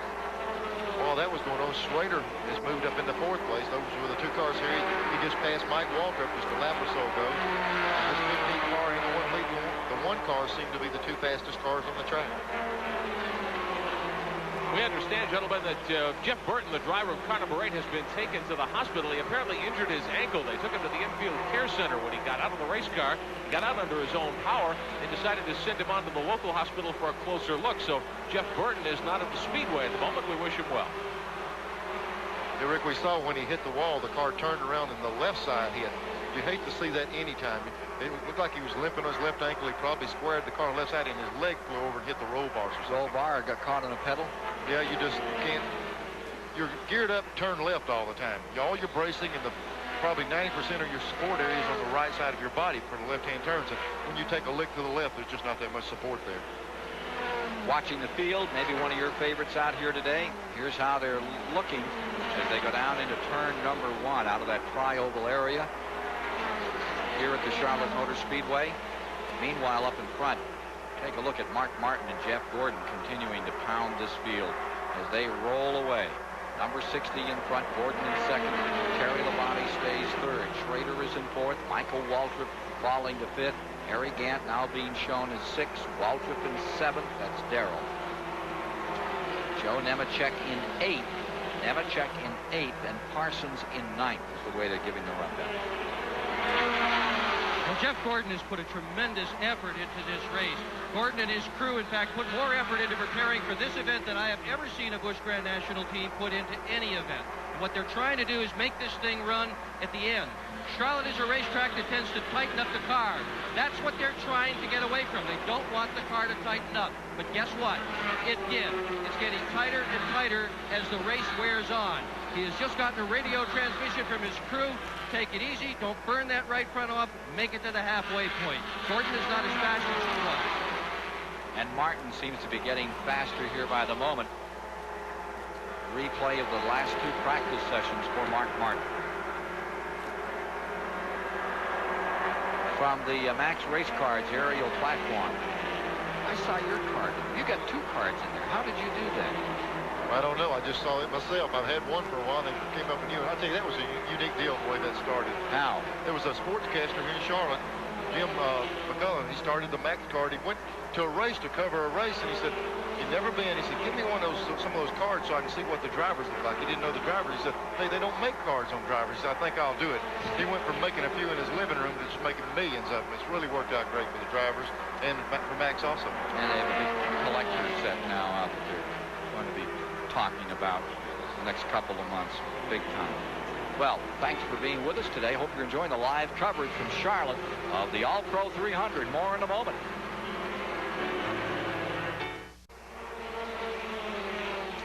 Working the 79th of 200 laps. The All-Pro Auto Parts 300 at the 1.5 mile Charlotte Motor Speedway. Mark Martin in car number 60. For the moment, the dominant factor in this race. He's run down and overwhelmed everybody out there in that machine. And watch him as you ride with him now. He's got a handful. Well, I tell you, look at him working the wheel. He's hadn't worked some traffic. There's Presley having a little bit of motor trouble. He's 3 deep down on the apron. There's 3 lanes. Mark using the very bottom lane. Right, hustling the car around. He's coming up on Ward Burton up there. And you're talking about the sentimental favorite. Ward Burton led this race last year and ran out of gas right at the end. And he was in tears after the race. I believe half the fans were too. And here he is fixing to go a lap down. The 27 car almost won the race last year. And he's just not quite as quick this year. Neil, that steering wheel looked loose in that car, huh? The steering column in these cars, they don't put a big steel tube up through there. It has to be a collapsible type column to where you can, if you have an impact, you can bend it out of the way or collapse it in. So when you see that driver hold, watch Mark hold, watch the center of the hub where the horn area is on a regular wheel. Look at it bounce around. It's not flimsy. It's made like that. So if you have impact, when the driver hangs on the wheel, he can virtually shove the wheel, if he has to, up through the dashboard or whatever. It's made of a small diameter shaft so you can shove it out of your way. Looks like it's breaking off right there, but it's tied on plenty good. It's just not quite as rigid as it would be in a passenger car. Did you ever wish you had a horn in there, Neil? You have. It's out front. It's that thing called a bumper. Sometimes they're chrome and sometimes they're painted. 81 laps are complete as you watch Mark Martin in front. Jeff Gordon lies in second. There's Joe Nemechek lying 7th on the field.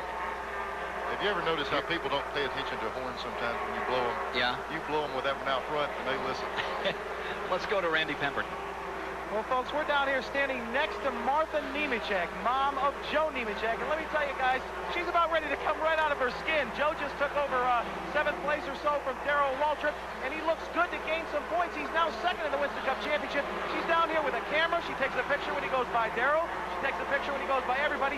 Keeps lap times. Martha Nemechek certainly shows that this is a family sport. She's about ready to lose it down here. He's having a good run right now. Last year he didn't have so much fun in this race. No. The car up. But you know, with the circumstances that failed, do you want to win the war or do you want to win the battle? You know, he's right now in a position to really capitalize when the other guys have a problem. That car can win all day and gain a lot of points, but he feels himself like, hey, the car can get up front, maybe win the race. You got to balance it out. How hard do you run?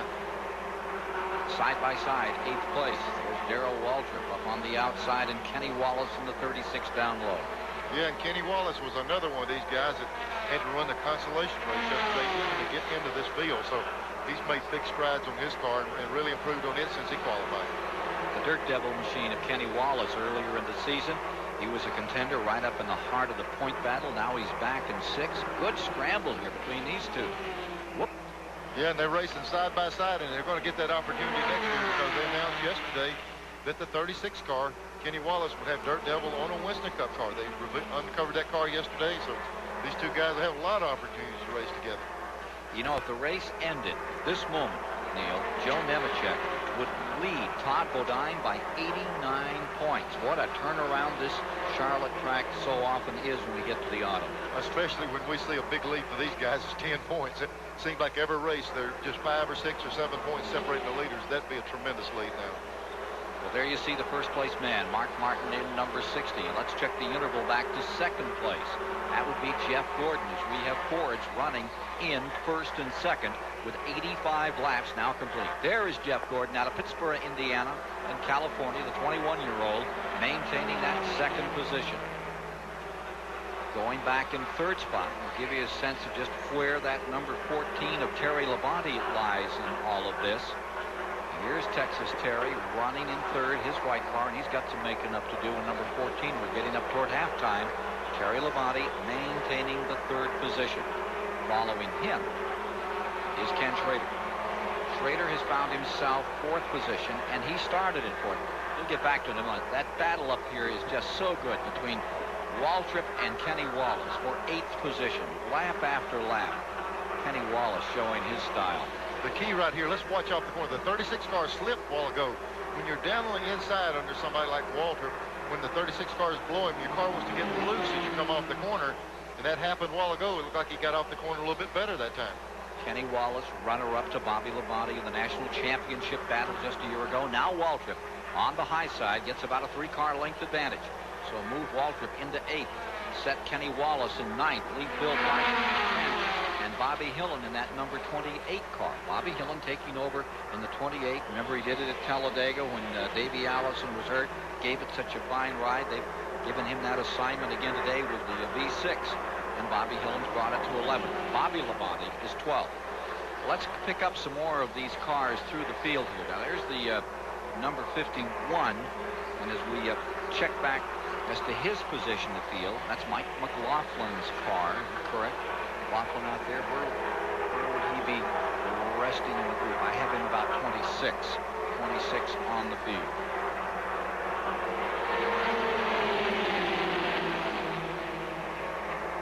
There's the 15 car trying to get a lap on him. Ken Schrader got caught in a little bit of traffic. He was right up there. He's falling back a little bit because traffic's holding him up. Remember that Schrader is in fourth, trying to put a lap on that 51 car. And then the 30 car, that's Michael Waltrip, who is in 5th position. 4th and 5th, nose to tail down here at turn 3. A little further back there, you see the 75. And Butch isn't having as much fun as he wanted to have today. He is well back. Butch Miller, Michigan driver. And Butch Miller's number 75 is... He's doing 28th right now. 28th. And here's Ward Burton's number 27. Yeah, you know, Ward almost won the race. He's back in 27th place right now. He's having a terrible day of it to go from almost winning it last year to be this far back. And look at here. Here comes old Harry Gant, just like always, just trucking along. In 6th. In 6th. And headed to the front. Started 22nd. Having himself. That's Robert Presley right behind him. Remember that Robert's several laps down. Give him 32nd position overall on the field. He was on pit road. Had to do some additional work. Had the hood up a long time. 91 laps are now complete on the entire field. So his chance for a 6th win. And there is Ricky Craven up in Maine and New Hampshire. Concord, New Hampshire more recently. Won a lot of races up in that area. Came down here in the Busch Series. Been real successful with it. A lot of tracks he's been to this year. He's been real strong and had a little bit of trouble, but he's just not quite up to the pace he's been running all year long. Looks a lot like Pete Hamilton. Had a couple of Grand National North victories. Ran some on the American Canadian Tour. Was very strong there. There you see the 87. Remember that Nemechek is being shown in 7th position. He started as a provisional, that Nemechek. 31st position. He's in 7th. Here's Waltrip. That's 8th. Darrell Waltrip has 8th position from 26. And we'll be back to conclude the first half of this race after we pause for these messages. Coming to you live from the Charlotte Motor Speedway, the All-Pro Auto Parts 300. Aiden. Well, join Hubie Brown Ron Thulin for an exhibition NBA game to benefit the victims of Hurricane Andrew. Michael Jordan. Chicago Bulls take on the Miami Heat. That's Monday, October the 19th at 7 p.m. on TNT. This guy's not taking any heat right here. He's cruising. I tell you, we're right where we are. We're right out front. This is the way it feels to lead one of these races here. With Mark Martin, we're riding in first place, and we're getting down to the end of the first half of this All-Pro Auto Parts 300. 15-minute halftime coming up. There's your lead car. You're just riding with Mark Martin in the Winn-Dixie Ford. It has the advantage over Jeff Gordon in second, Terry Labonte third, Ken Schrader fourth, Michael Waltrip in fifth, Harry Gant in sixth. Riding in the seventh position, Joe Nemechek, Darrell Waltrip eighth, Kenny Wallace is ninth, Bill Parsons 10th, and Bobby Labonte is in 11th spot. Down for the finish on the first half of this race. They'll be throwing a caution here in just a moment. Official intermission at 1:02. Coming up on 100 laps this time by. Cross flags in the hand of the chief starter for Mark Martin and for Jeff Gordon. Here's Rick Benjamin. Well, we're in the Pit Communications Center with Todd Bodine, the driver of the Hungry Jack automobile. Todd, sorry you're out of it. What happened with you and Dale Jarrett? Well, I don't know exactly what happened to Dale. He slowed up a little bit getting in the corner, and I run in there too hard. You know, what I've been running normally, and just running the back of him. I don't know. I think he might have got a little loose or something and just checked up, and I hit him. Tough break for you indeed. Now, the point battle, you were ahead by 5 coming into today. This is going to really put you back. Yeah, this is a tough situation. Come out of here, I believe we're the last car to finish, first car out, so it's the least amount of points you can get, and that's not what we wanted to do. Well, right now he's credited with 37th position today, Rick, after working on the Hungry Jack car for 36 minutes. The Todd Bodine crew had given up all hopes today, so it could be as much as an 89-point swing, maybe more. We'll have to see when the race is decided. Well, you're riding with Mark Martin as he breathes that horse for just a moment, gets ready to bring it on pit road. We're trying to get a word with him. And as interesting a story is Nemechek, who just is flying. Doesn't look like he's in a point battle. He wants to win this race. He's up to 7th position from that provisional start of 31st in his Chevrolet. So the field getting slowed down. They'll hold him. They'll bring him on pit road, make some adjustments, then we'll come out for the second half. And Hut Strickland dove in as they started down through. He cut across the quarter-mile track and onto pit road. What do you think that was about for your buddy from Calera? I don't know. You know, the rest of the field went on around the racetrack, and I see a NASCAR official talking to him right there. You see the guy in white shirt with the headset on. He's possibly going to make him go on and make that other portion of that lap. He's the only car that did it. He did that. He went across the start-finish line. You see the official tell him to hold up. Hey, they might make him run one more lap like the rest of the guys. Don't know what that was all about. Yeah, they're going to send him back around. I think it's going to cost him a lot of positions. That car was running, let's see, where was Hut Strickland at that time? They're trying to get some heat for it, trying to get it refired. He was back in 21st when all that took place. Yeah, you know, it's not a real hot day. We saw him putting the fan on that thing and the grill knocked out. We'll be back to talk with some of these champions in this All-Pro Auto Parts 300 from the Charlotte Motor Speedway at halftime after these messages. Halftime here at the Charlotte Motor Speedway. There's the lead car, number 60, Mark Martin, on pit road. Let's take a look at the Goodyear mid-race report. After we have gone just past the halfway mark, we've had 5 lead changes among 4 leaders. The speed, not that smart at 124 miles per hour because there have been 5 cautions thus far, a total of 20 of those 102 laps under yellow. And 9 cars from the 42-car starting field have retired. Out of the race, those include Dale Earnhardt, Mike Wallace is out, Ernie Irvin was out early, Rick Mast had to drop out, Robert Hoffman, Todd Bodine in that wreck with Dale Jarrett. Jimmy Bound was involved in that. It was a 3-car incident. And Jeff Burton more recently has come out of the race. He has gone to the field hospital, the only driver injured a potential ankle injury, as he was favoring his right ankle after he clambered out of car number 8.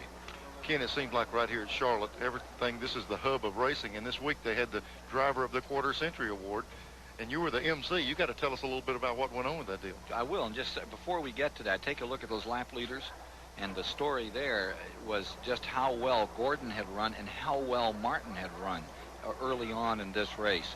Now let's talk a little bit about what happened back here on Tuesday night. There's that lap leaderboard and noticed that Martin came up, put on a really stout show. He came back later and knocked off some more.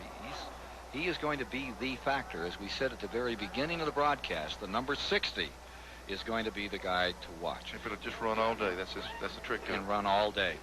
So let's go back to Tuesday night here in Charlotte, North Carolina. It was a big night, a very big night for some of the very best in the sports game.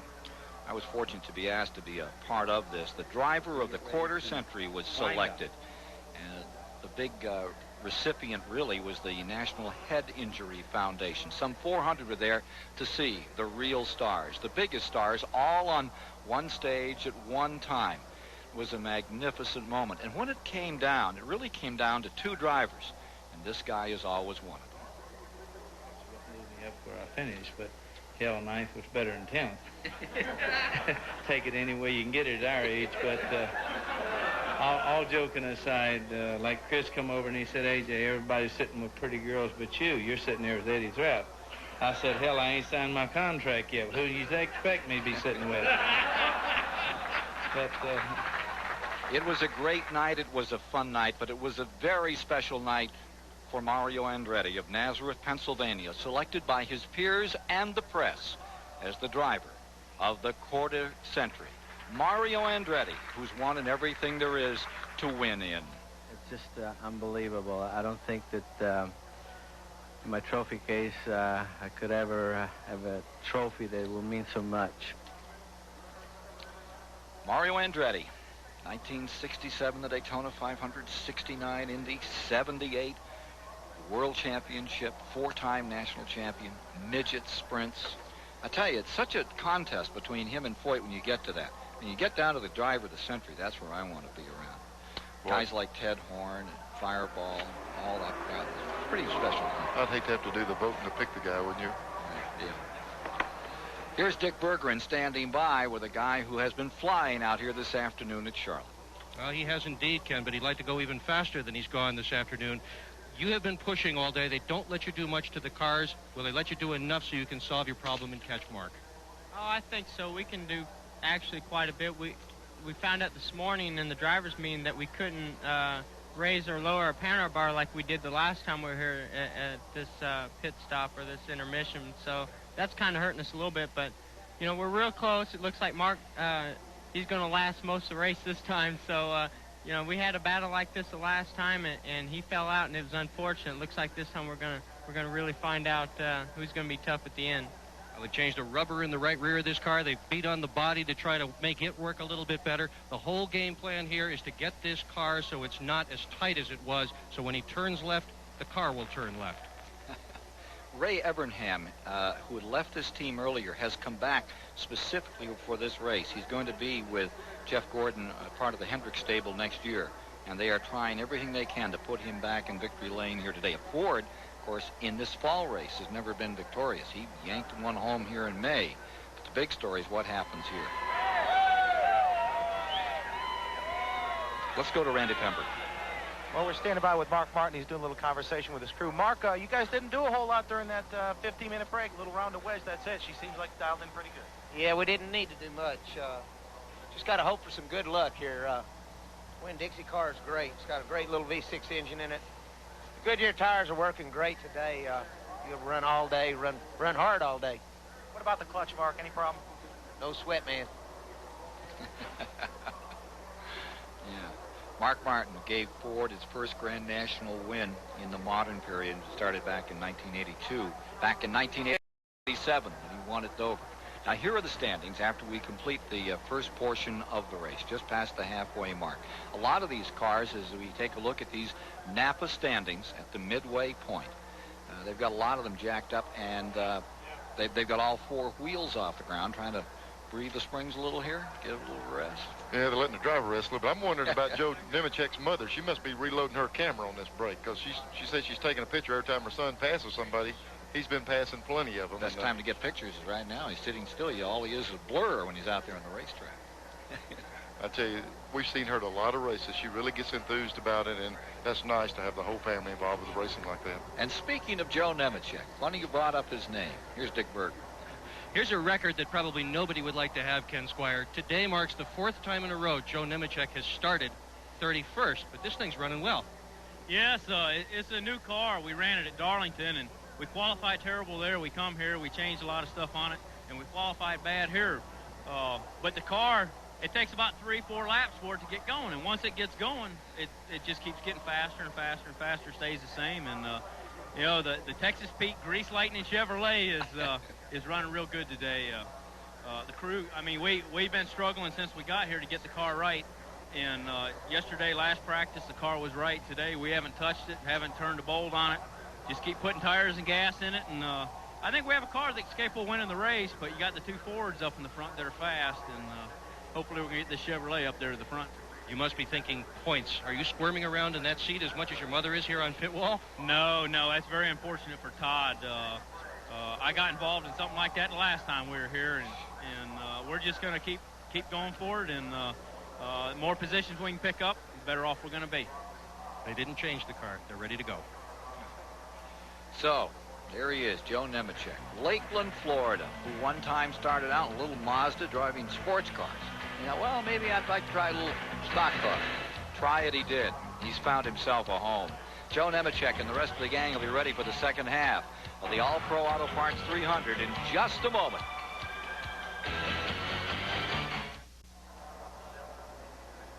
All quiet at Charlotte Motor Speedway, but only a matter of moments until they refire about 40 Busch Grand National motors here.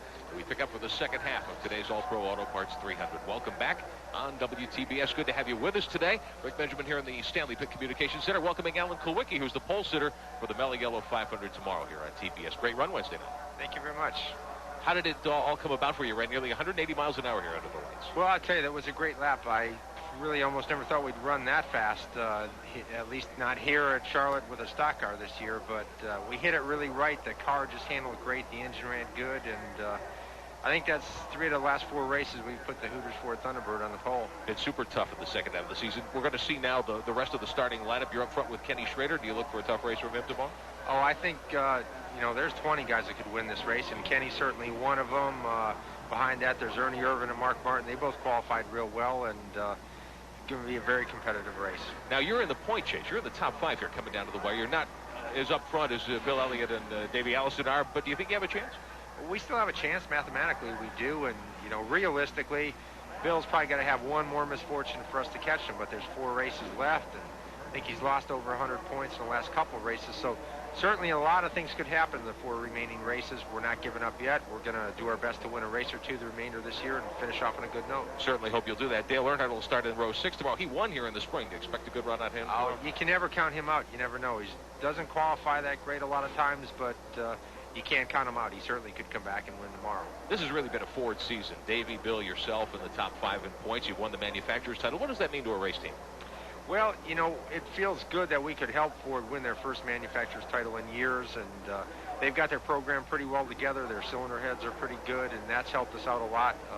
Overall, their whole motorsports program is going well, and we're really pleased to be a part of it. Lots of folks have been commenting on the Davey and Bill battle for the title. Neither of them seems to want to win it. What does it take, do you think, now to win a Winston Cup title?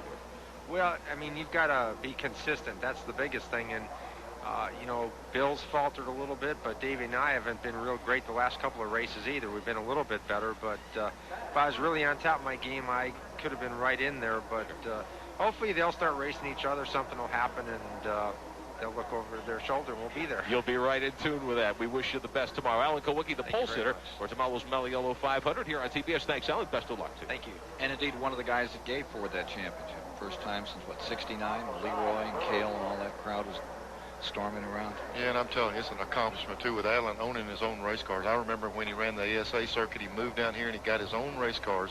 For a guy to be able to have a race team start from scratch and be in contention for the championship and win as much as Alan done, that's quite an accomplishment. You talk about swings and points. If the race were to stop right now, Joe Nemechek has the lead in the Grand National points by 89 over Todd Bodine. 3 races left to be contested this year. Of course, they're headed off to Rockingham for a great battle there. Martinsville is coming up, and then, of course, they'll end the whole thing when they get to Hickory, North Carolina, November the 8th. The luck that Todd Bodine had here was really bad. We see the numbers there. When you fall out at Charlotte in a 40-something car field, that's what hurts. He said he was 37th or 38th, whatever it is today. You go to some tracks, they don't start with 30 cars. The worst place it could have happened was right here at Charlotte, and it bit him. We've just been told that Morgan Shepherd is being penalized a lap for changing shock absorbers in the intermission. He was running 21st. He's not been a real factor today in his car, so that's the latest on Morgan Shepherd. As we get ready to restart, and we're just a few seconds away, 4, 3, 2, 1, detonate. We're ready to crank him out one more time. Mark Martin's number 60. Here you are on board the car that's leading the event. Jeff Gordon, second. Terry Labonte, third. Ken Schrader, fourth. Michael Waltrip, fifth. Harry Gant in sixth. Joe Nemechek, seventh. Darrell Waltrip, eighth, followed by Kenny Wallace, and 10th is Phil Parsons. We see him having to push his car. He said he didn't have a clutch. And so what Mark's going to have to do, he's got the engine running, warmed it up. He'll probably turn the motor. He just turned the engine back off. He'll put it in gear, let him push, and you'll see him reach over and hit the switch. They used to see he'll hit the switch as they're pushing, and he'll crank it at the same time. So he said no problem. He's trying to take light. He does have a problem, but he can live with it. He's back on about 5 manpower right now, trying to get this thing fired up. Got a NASCAR official helping there. It looks like it's hung in 2 different gears. That's exactly what it did. They were going to have to push the car off. When you see one rocking like that and it won't move, you can't put the clutch in, and it's probably hung in 2 different gears. Stuck it wouldn't between. move. Yep, they'll have to jack it up, reach up under the car, and put it back in. They'll probably just stick it in 4th gear. Well, there you see the former national champion, Chuck Bown, wheeling around and coming out. He's running a lap down, and everybody going by. The question here now, Ken, you know, he was leading on this thing, and these caution laps did not count here. The question is, can he lose a lap sitting on pit road? Exactly. That's the issue, and we need to find that out on pit road. I just overheard the official. He said, we'll get a record, give it a push. So it must not be hung in 2 gears. It must just be so difficult they can't push it off. They're going to get a record, give him a push, it said. Well, let's go down to the experts who were in the driver's meeting this morning, see if we can get a word as to what might happen to Martin. If they get him fired up and put him back out there. Here's Dick Berg. Well, unfortunately, that's one of the subjects they did not cover in the driver's meeting this morning.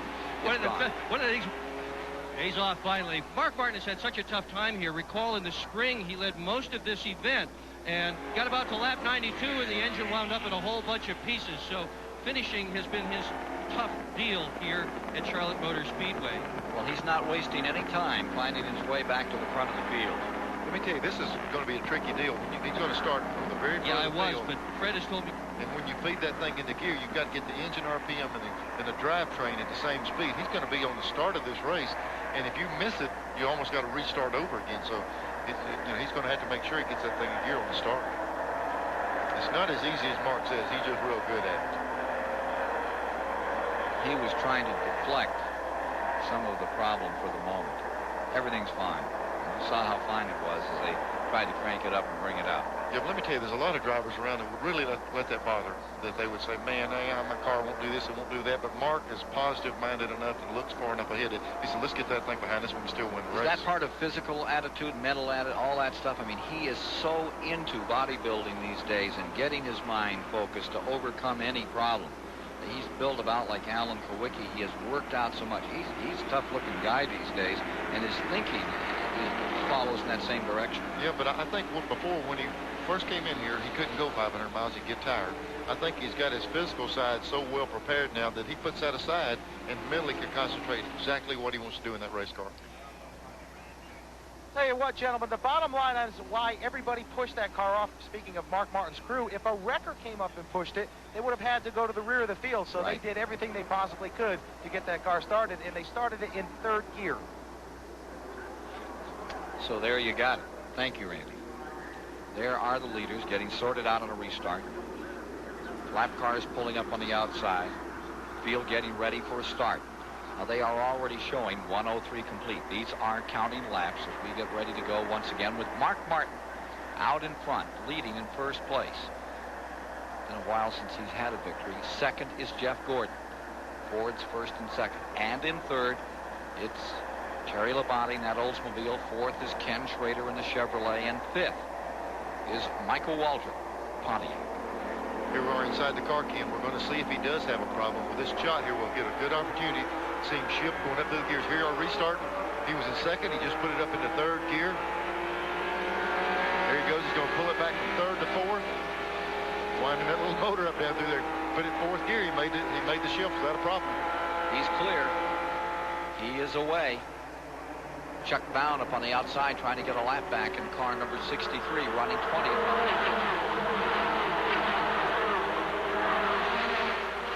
When they come by, they'll complete 105 this time. $392,000 at stake. Jeff Gordon's number 1 is in second place. The lap car of Presley, number 59, down at least 3, maybe 4. Presley's down several laps, but it looked like they have improved on it. Whatever gave them trouble earlier, they must have corrected a good bit of that problem. Martin's last win, 1990. Myrtle Beach took the lead on the very final lap when Tommy Ellis ran out of luck, ran out of gas. With Hut Strickland in traffic, running in 21st. Started trying to get down low. He ran up on a car, the 72 car of Leslie, the red car. You see move outside. And Powell right in front of him. Yeah, he's pinned in right there. So he's trying to get around Powell on the outside now.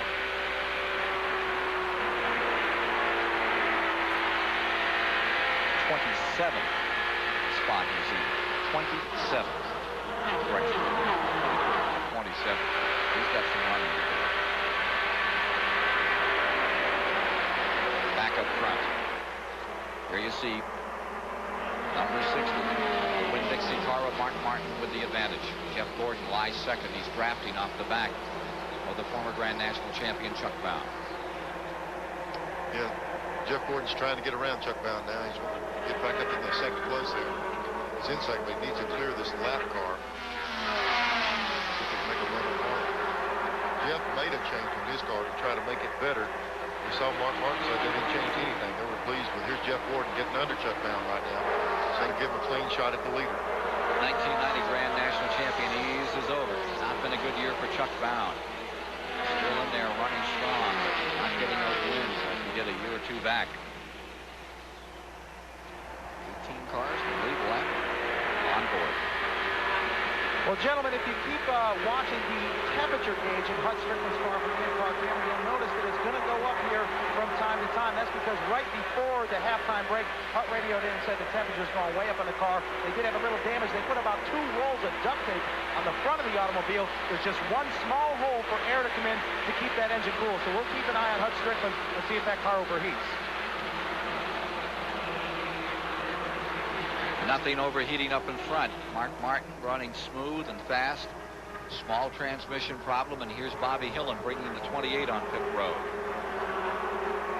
Running at 19th spot as it came in. Raise the hood on the car. When you see them jump over without the tires, some kind of problem on the motor, and they're going in and see if they can correct it. Getting a lap for you here, or rather getting a pit stop for you, which let's see what they're going to do. They're going to go down a lap right now. They are down a lap. He's away in 16-1 after trying to check out what the problem was.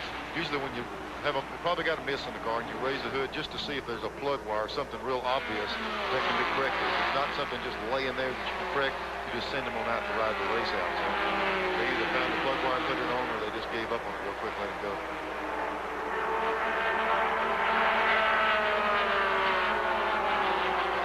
See that number 60? See how well it's running?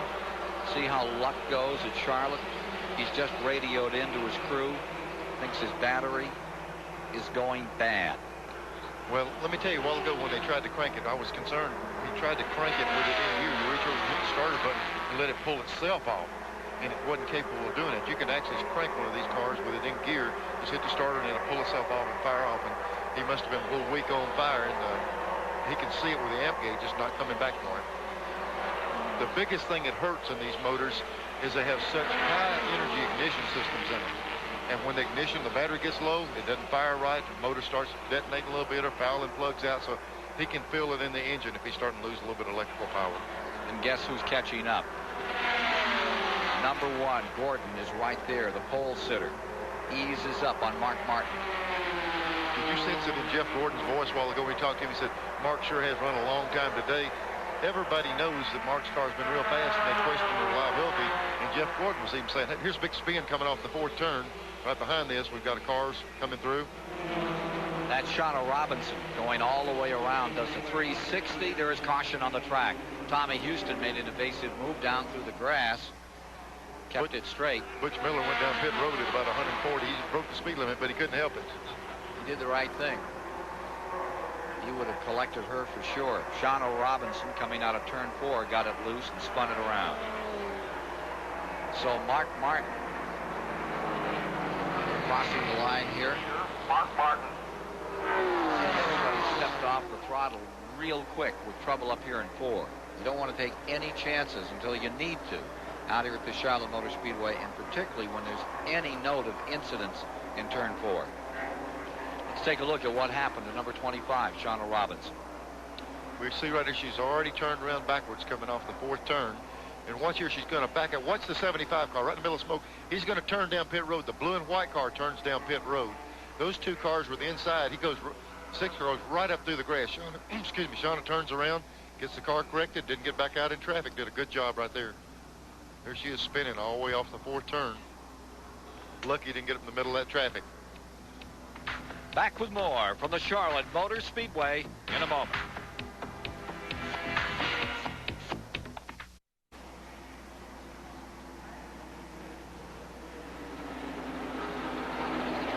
...116 laps are now complete of 200 to be run in the 300-mile race, 200-lap event here today.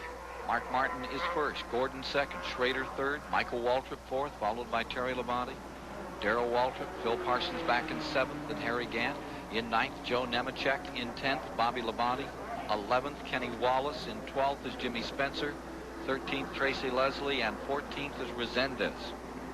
15th spot will be Tom Peck as we get ready for a restart. Here's Ramsey Pemberton.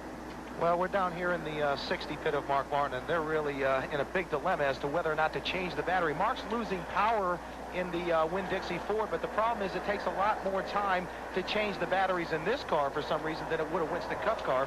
They desperately want to change it, but they don't want to go a lap down, and Mark does not have a voltage meter in the car, so they don't know exactly if they're losing power, but Mark said it certainly feels funny.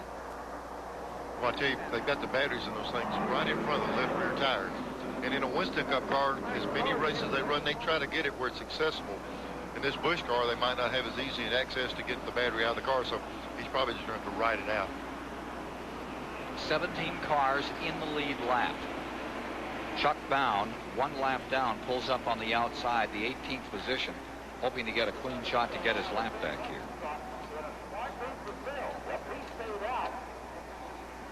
At 118, they are into 117 now. They'll get that indicator to send them on their way.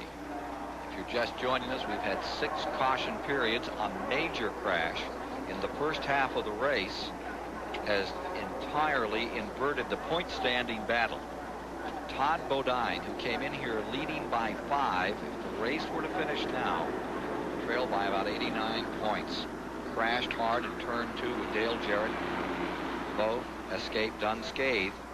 Not the case with Jeff Burton, who crashed in turn 2 and walked away from the car, but very gingerly. Looked like he'd hurt his right ankle. We took him over to the field hospital. We've not had an update on that, but he did clamber out of the car.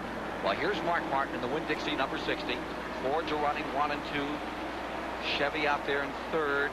Oldsmobile 4th. Chevy in 5th. Getting set for a start. First Pontiac is back in 6th with Kenny Wallace now. Correction in 7th.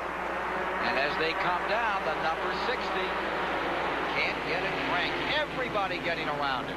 Barely. He almost got hit. Wild start. Well, that's what you're concerned about, having a problem. You know, it must have been some, Mark was feeling something. He said it just didn't feel right. And he was exactly right. I don't know what the problem, but he couldn't get it going. Batesville, Arkansas. We want to look at that one again. Let me tell you, what a moment. Coming down on a turn number 4, trying to get it worked up. And he almost got center punched and drop kicked by the entire field. And they drove well and got around it. Jeff Gordon stays first. Normal speed. here's what it looked like, Dean. We know Mark's sitting in second gear. That's the way he's restarted every race. He's got it in second. They throw the flag, and everybody takes off, and Mark doesn't go. I don't think it was the clutch so much as he just couldn't get the car to speed. But watch these cars splitting around him. The yellow car right there is the one that came so close right there. Almost clipped him as he came by. Team Fedua, that guy that almost caught him. We're told, gentlemen, that the problem in the Mark Martin car is that his transmission let go when he tried to come up through the gears. Not an electrical problem. We'll see what happens on pit road.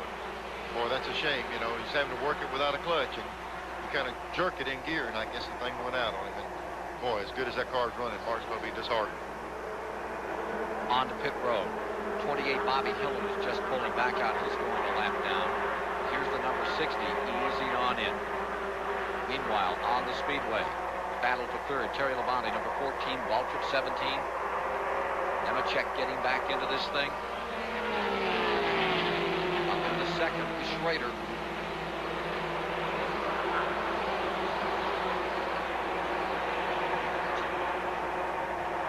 The 63 sliding back through the field again, Chuck Bound. Darrell Waltrip is fourth, Labonte is third, Schrader is second, and the leader is Gordon.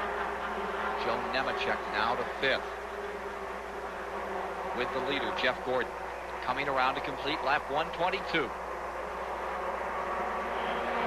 Something Gordon's got to be concerned with now. Schrader will come into the shot right here. Schrader is gaining on Jeff Gordon, and earlier in the race, Schrader was able to get right behind Jeff Gordon, and Jeff said it made his car loose, and he kind of let Schrader go on. So now he's going to have to continue with Schrader up there, start messing with him and trying to get his car loosened up. Schrader trying to see if he can work on him, put some pressure on the one car, be able to pass him. Gordon first, Chevy in second spot. There you see it, the 15, Oldsmobile in third. Jeff Gordon won here in May. What are his chances today of sweeping the Charlotte Busch Grand National 1992 events? There's a lot more things that involve winning a race, and it's not just going fast. It's being lucky, having good pit stops, and being consistent all day long. But right now, the car feels great. The motor's running good. Everything's going our way so far. Let's get to Randy Pembert. Mark Martin's sticking something back in the car. Mark, man, you just can't buy a break, can you? Nah, ain't good, though. We're going to win a race with this Winn-Dixie car before it's over with. Thought it was going to be today, maybe, but I don't know. That halfway point is just unbelievable. I've lost an engine 3 times. In 3 races I had shots to win, and now this happened. I don't know. It's just something about it. Coming in, stopping, the old car just don't want to go again. I don't know what it is. Well, we can put this day aside. Tomorrow you're sitting pretty with the Valvoline Ford. You got a good shot at the Milliola 500 on Sunday. I don't know if we'll win or not, but we'll be just about as fast. And that don't guarantee any kind of result. Good luck tomorrow, Mark. Thanks. We got a great team and 2 good teams here. We're just going to go get them. I tell you what, that's a good feeling to climb out of one that's been leading all day and knowing tomorrow you can climb in another one that's got just as good a chance to win on Sunday's race. So you tell he's disheartened, but he's livening right back up when he got to thinking about tomorrow. About a second between first and second. Here comes Jimmy Spencer in 7th spot, going under Joe Nemechek. Nemechek falling to 6th. Labonte has come up to 5th. Now Spencer takes over in 6th. Nemechek back to 7th. Kenny Wallace checks out at 8th. But here comes Spencer. We've got a car in the wall in turn 4. John Robinson does it again. Lost it up there on the bumps. And car number 99, Ricky Craven, taking evasive action, came down pit road at about 140 miles an hour. A little over that 55-mile limit, but again, the right thing to do, or he'd have been right through the side of car number 25. Shauna, she turned down pit road. She's got a flat right where she's going on back in the garage area. Car number 25 under its own power back in the garage area after a second spin here today. This too in turn number 4.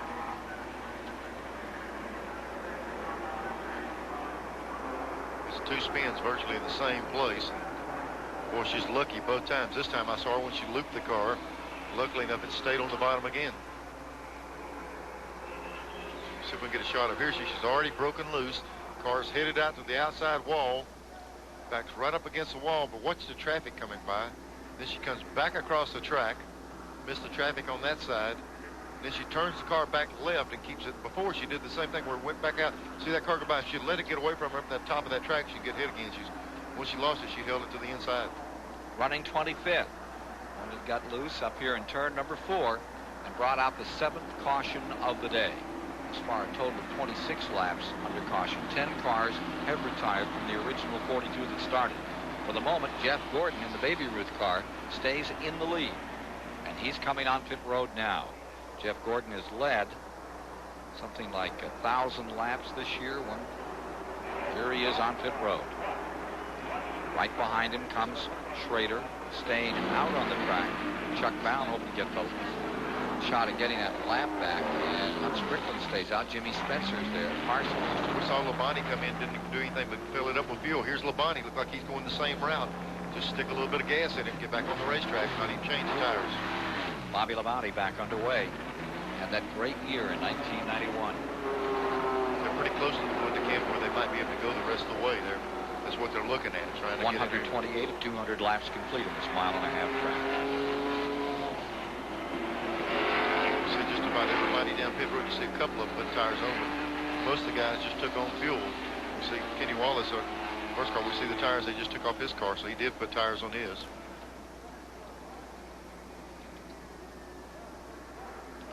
So Bound, hoping again to get back up on that front row and get a run at these guys. We'll start on the outside of that lead row. We come down for a restart in just a moment. Join Gary Bender and Pat Hayden for Sunday night NFL on TNT as the Rams travel to the Superdome to take on their divisional rivals, the Saints. Hard-hitting action starts at 7:30 Eastern tomorrow night on TNT. On TBS tomorrow at 1 o'clock, we'll be with you for the 500-mile Winston Cup race. Here are the standings after 130 of 200 laps are complete. That's 105 miles to go. No problem on fuel. They can hit it from here with Jimmy Spencer leading, Phil Parsons in second, Gant in third, Labonte, Bobby Labonte, Dave Resendez, and that number 79 out of Massachusetts up there in fifth, getting ready for a go. And where are those guys that were up in front? Well, Jeff Gordon, he's a little further back. He'll be in the 7th position, they say, in the start. Waltrip and also Schrader is well back in this field. They got him listed 15th as we get ready for a go. Joe Nemechek is now in 12th. Michael Waltrip is in 9th. Kenny Wallace is in 13th position out there on the field. Showing 16 cars in the lead lap. We'll take you through it just a bit as they come down. Spencer first, Parsons second, Gant, Labonte, Bobby, Terry first, then Bobby. Dave Resendez sixth, Gordon seventh, Waltrip eighth, Michael Waltrip ninth. So we got brothers running in combo out here. In 10th, Tom Peck. 11th, Tracy Leslie. Tom Peck does a good job. He doesn't get enough of the ball. Nemechek in 12th, Wallace in 13th as they break away. There's Jimmy Spencer bearing down, and on the outside.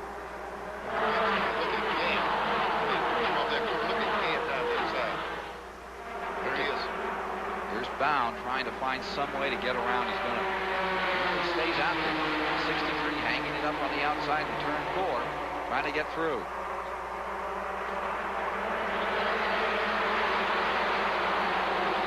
Shuffle on that start. I thought Gant was be able to take the lead. He got down the inside and got caught with Chuck Bound just a little bit, but Gant's really putting the heat on Spencer right now. Spencer's kind of guy, if you get him out front, it's hard to take the lead away from him.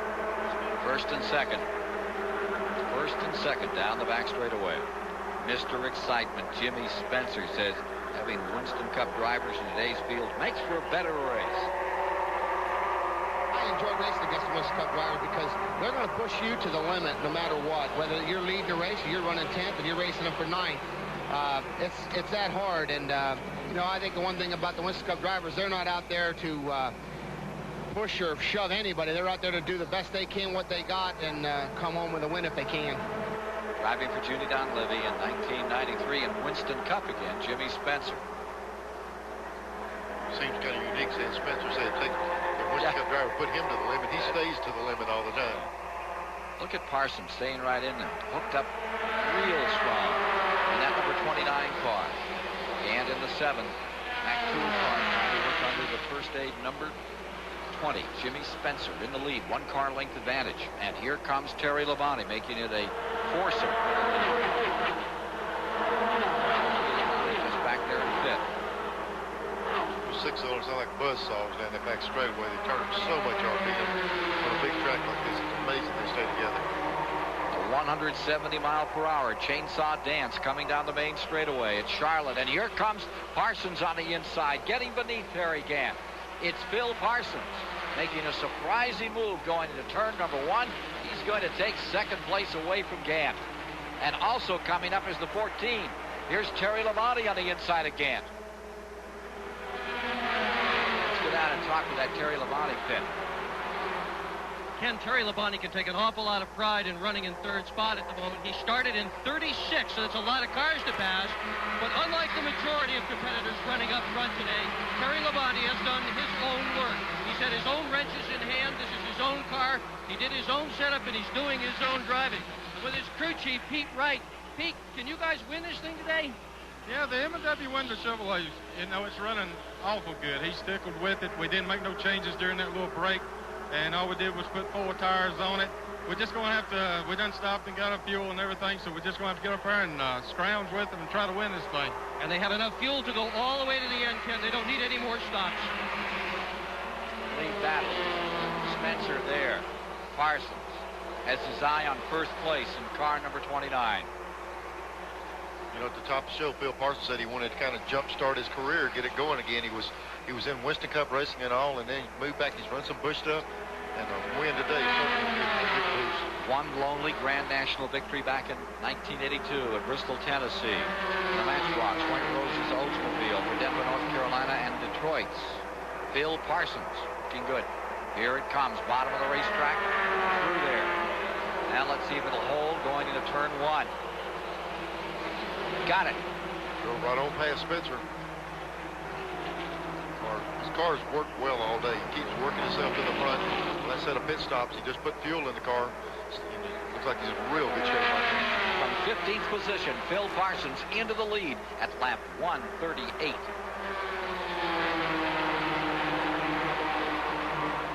Back in third is Terry Labonte. Harry Gant is in fourth. Jeff Gordon is in fifth. Side Gordon is Hutch Strickland, but he's a lap down. Bobby Labonte is in sixth. Resendez now lies seventh, and Michael Waltrip is in eighth.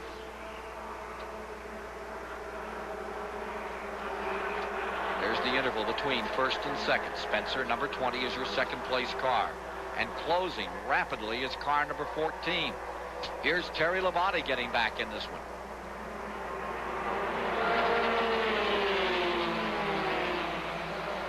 Darrell Waltrip off the pace and on pit road. The 17 car of Waltrip having some problems and coming in. See if they go under the hood. Yep, under the 10th position. Here's Dick Burton. Well, they thought earlier they might have lost a cylinder, decided they did not. Now, Ken, they're convinced they have lost a cylinder. They're under the hood looking for the problem, hoping to resolve it simply. It does not look good. Darrell Waltrip has just gone a lap down. 20 and 14 battling for second spot. Here's Terry Labonte on the move on the inside of Jimmy Spencer. Terry Labonte down the inside. Lap 141. Terry Labonte up into second spot. Phil Parsons is your leader. Well, what a revolution this race is. Parsons out in front and drawing away. 28-second pit stop. McDonald's quick pit update. There comes Jeff Gordon. Moving to the inside of Spencer off the fourth turn. Jeff has come from way back in the back. This restart been picking them off one at a time, and he's fixing to move up into third place. Got it. In fourth, Spencer. Fifth, Gant. Sixth, Bobby Labonte. Seventh, Resendez. Nemechek still lies in 10th. 142 laps are complete. All-Pro Auto Parts 300, Charlotte Motor Speedway, live this Saturday afternoon here on TBS. Tomorrow at 1 o'clock, join us for the running of the 500, the Mellow Yellow 500. Here comes Gant to the inside after starting 22nd. Harry Gant working underneath Jimmy Spencer for fourth place at turn 1.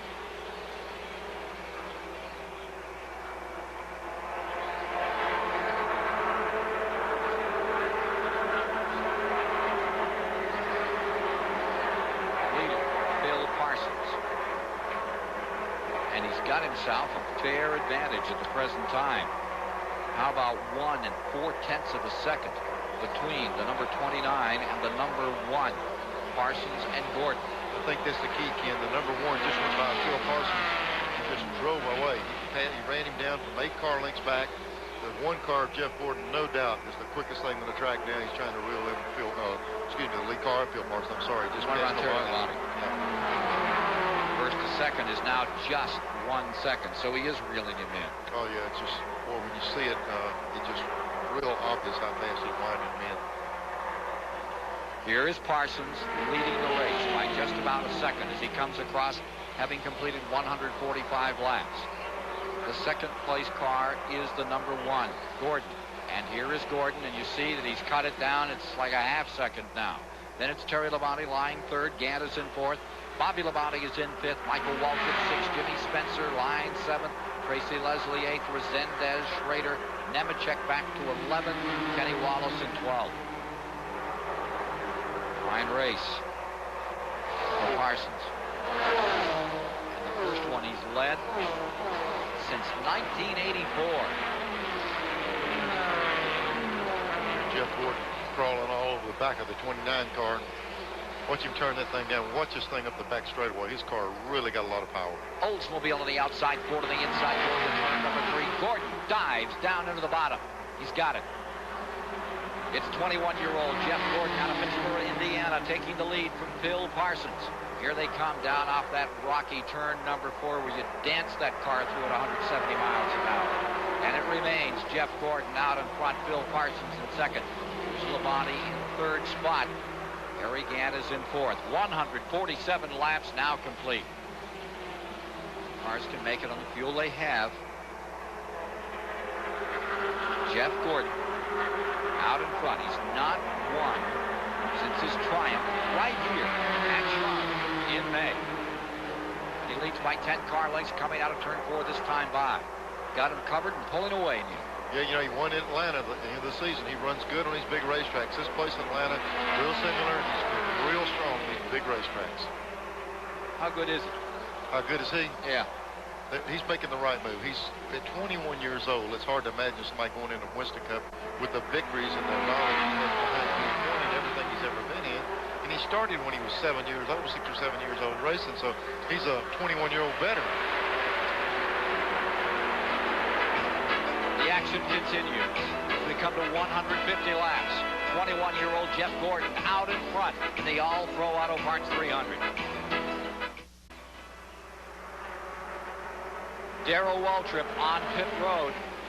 He was one of the 4 drivers in this field today that was here for the inaugural race of this type back in 1973, this Saturday, prelude to the 500. Tommy Houston, Morgan Shepherd, Harry Gant, they were part of that crowd. Look at this battle. This is for 4th. Harry Gant, number 7, lies 4th, trying to take it away. Bobby Labonte in that Chevy, number 44. And right behind him, Michael Waltrip. In the 6th position, dives down to the inside.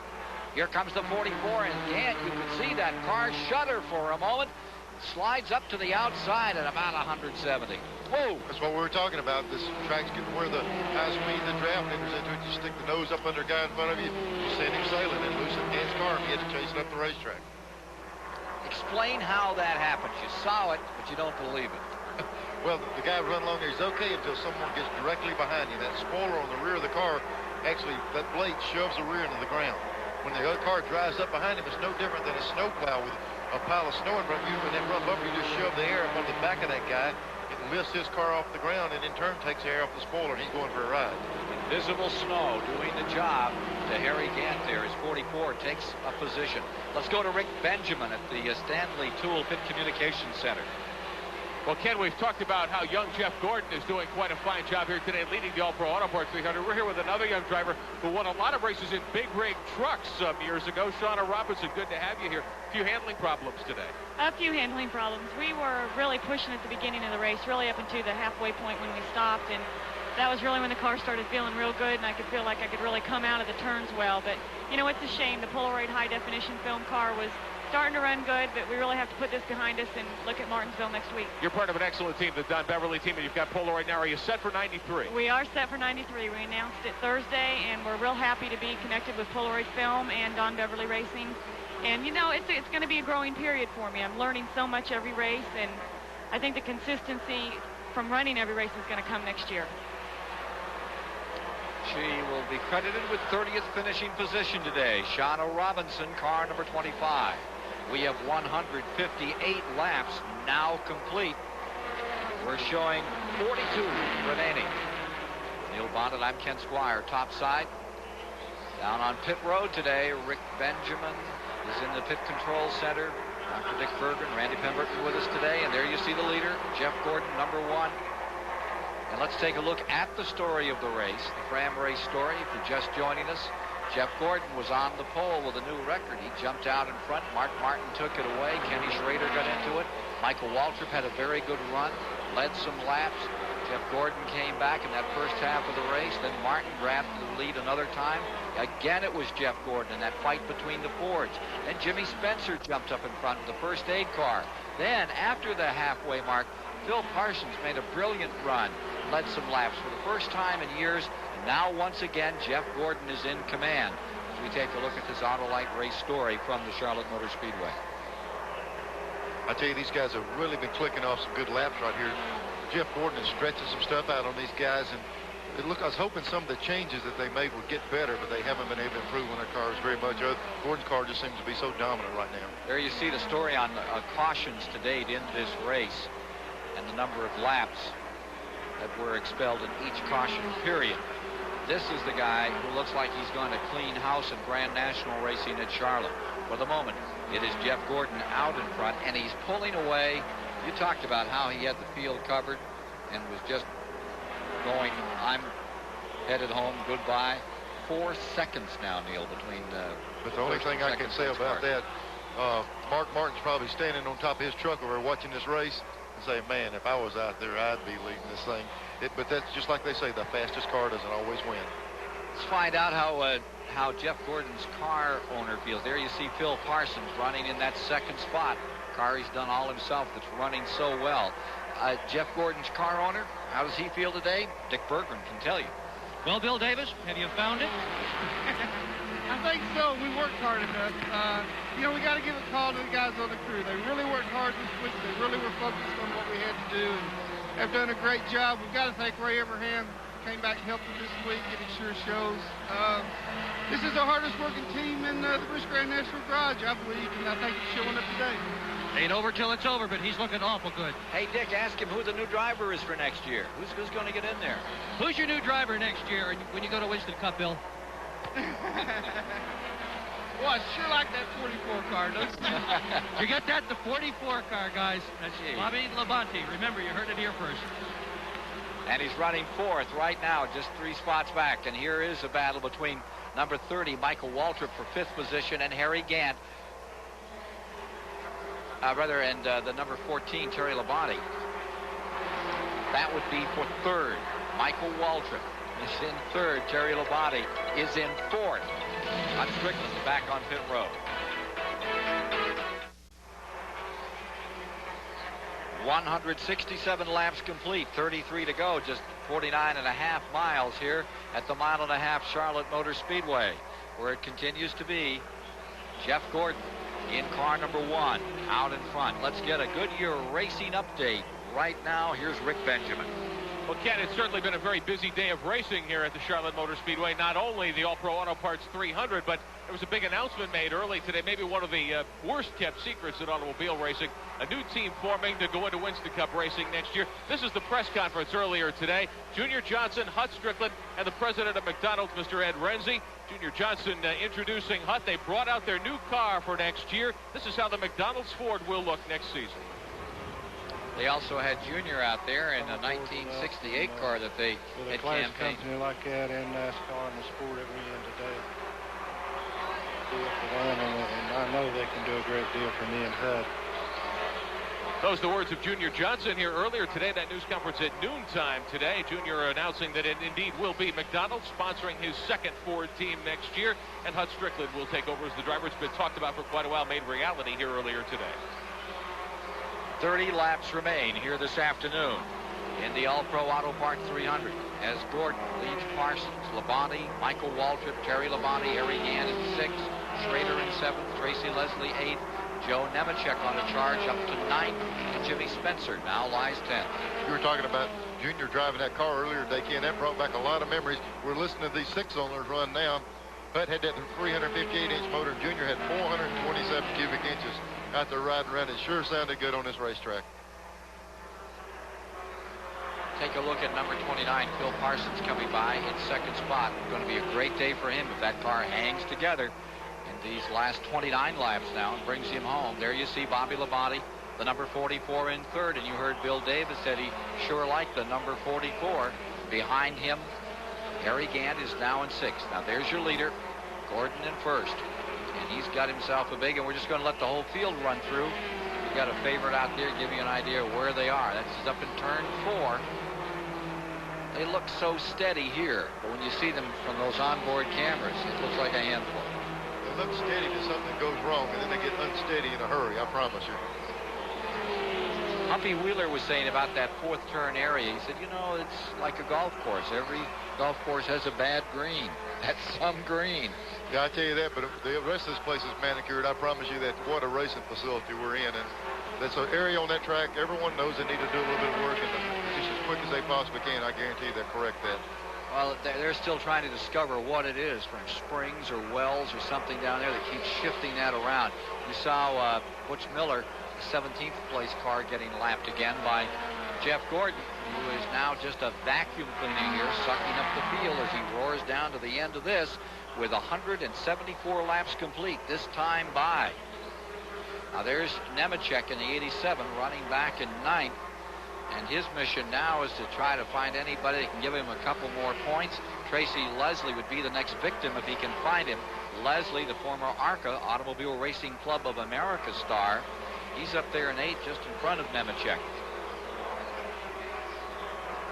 Meanwhile, look at this battle. It continues for 2nd place. Phil Parsons in the 29, the Oldsmobile there. Then Bobby Labonte, number 44, and right behind him, Michael Waltrip. 2nd, 3rd, and 4th. Here's Michael Waltrip looking inside. Waltrip making another attack as they come out of turn 4. 44, Bobby Labonte on the outside, and Michael Waltrip noses his way through down low, going into 1. 25 laps to go. There's just 25 laps to go, Ken. We've got one more commercial to go. Let's get this thing in, and we'll go green the rest of the way without any more commercials right here at Charlotte. Unless we get a caution. Unless. Yeah. Coming to TBS. 10 days dedicated to a legend, John Wayne.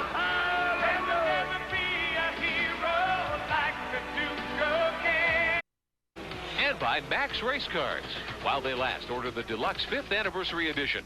NASCAR Gold Stamp Collection featuring over 300 cards. Call 1-800-846-MAX.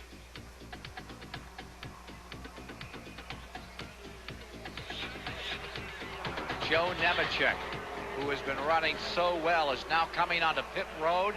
That car that has been running in 9th place started to slow down in the back straightaway. It looks like a tire is down, a right rear tire down for Nemechek. Caution is out on the speedway. There's yellow out on the track. For why? Probably a portion of his tire. Some sheet metal. Here's Dick Berggren. John Nemechek sits here in the pit, smoke coming out from the inside of the car. He apparently lost a right rear tire. It's badly shredded. Tough break for Nemechek. He had been running right in there before he had that problem. So Nemechek, who had that cushion he was building with 3 races left on the Grand National schedule, going to Rockingham, going to Martinsville, then to Hickory, North Carolina in November. It dwindles away, and there's some of the debris up there in turn 3. Boy, it's hard to see what that is. It might be a piece of his car where the tire exploded, just blew the quarter panel off. 182 laps are complete. Yeah, that's some sheet metal right there. Came out from under the car where the inner panels on these cars are sheet metal. When that tire explodes, it just rips everything in there out. 27 miles to go. Next time by 25, and there will be just 17 laps to decide this event. We'll have, 12 cars in the lead lap. Take a look at what that tire was. What it was is used up. There's not much left of that thing now. That's what a radio looks like from the inside out. Let's go to the Stanley Toolpit Communication Center. Oh, we're joined by Morgan Shepherd. Morgan, a short ride for you today, but I know you're looking forward to tomorrow's Mellow Yellow 500. Well, believe it or not, we usually run this race to help set up our cars for the Sunday race, but it didn't work today. There's something bad wrong with our Citgo Thunderbird, but I feel like that our car tomorrow is running real good. You've had a good season so far. 2 seconds, you've been very close to victory lane. We are. We've been knocking on the door, and maybe we can pull it off tomorrow. Where will you start at tomorrow's field? We're starting 6th. This is, I reckon, our best qualifying effort this season, and the Citgo Thunderbird is running good. Good luck, Morgan Shepherd. Thank you. Only driver to compete in all 20 of these 300s, all 20. Here's Gant pitting and going back out, as does Jimmy Spencer. Remember, there's a dozen cars in the lead lap. We're showing 183 laps now complete.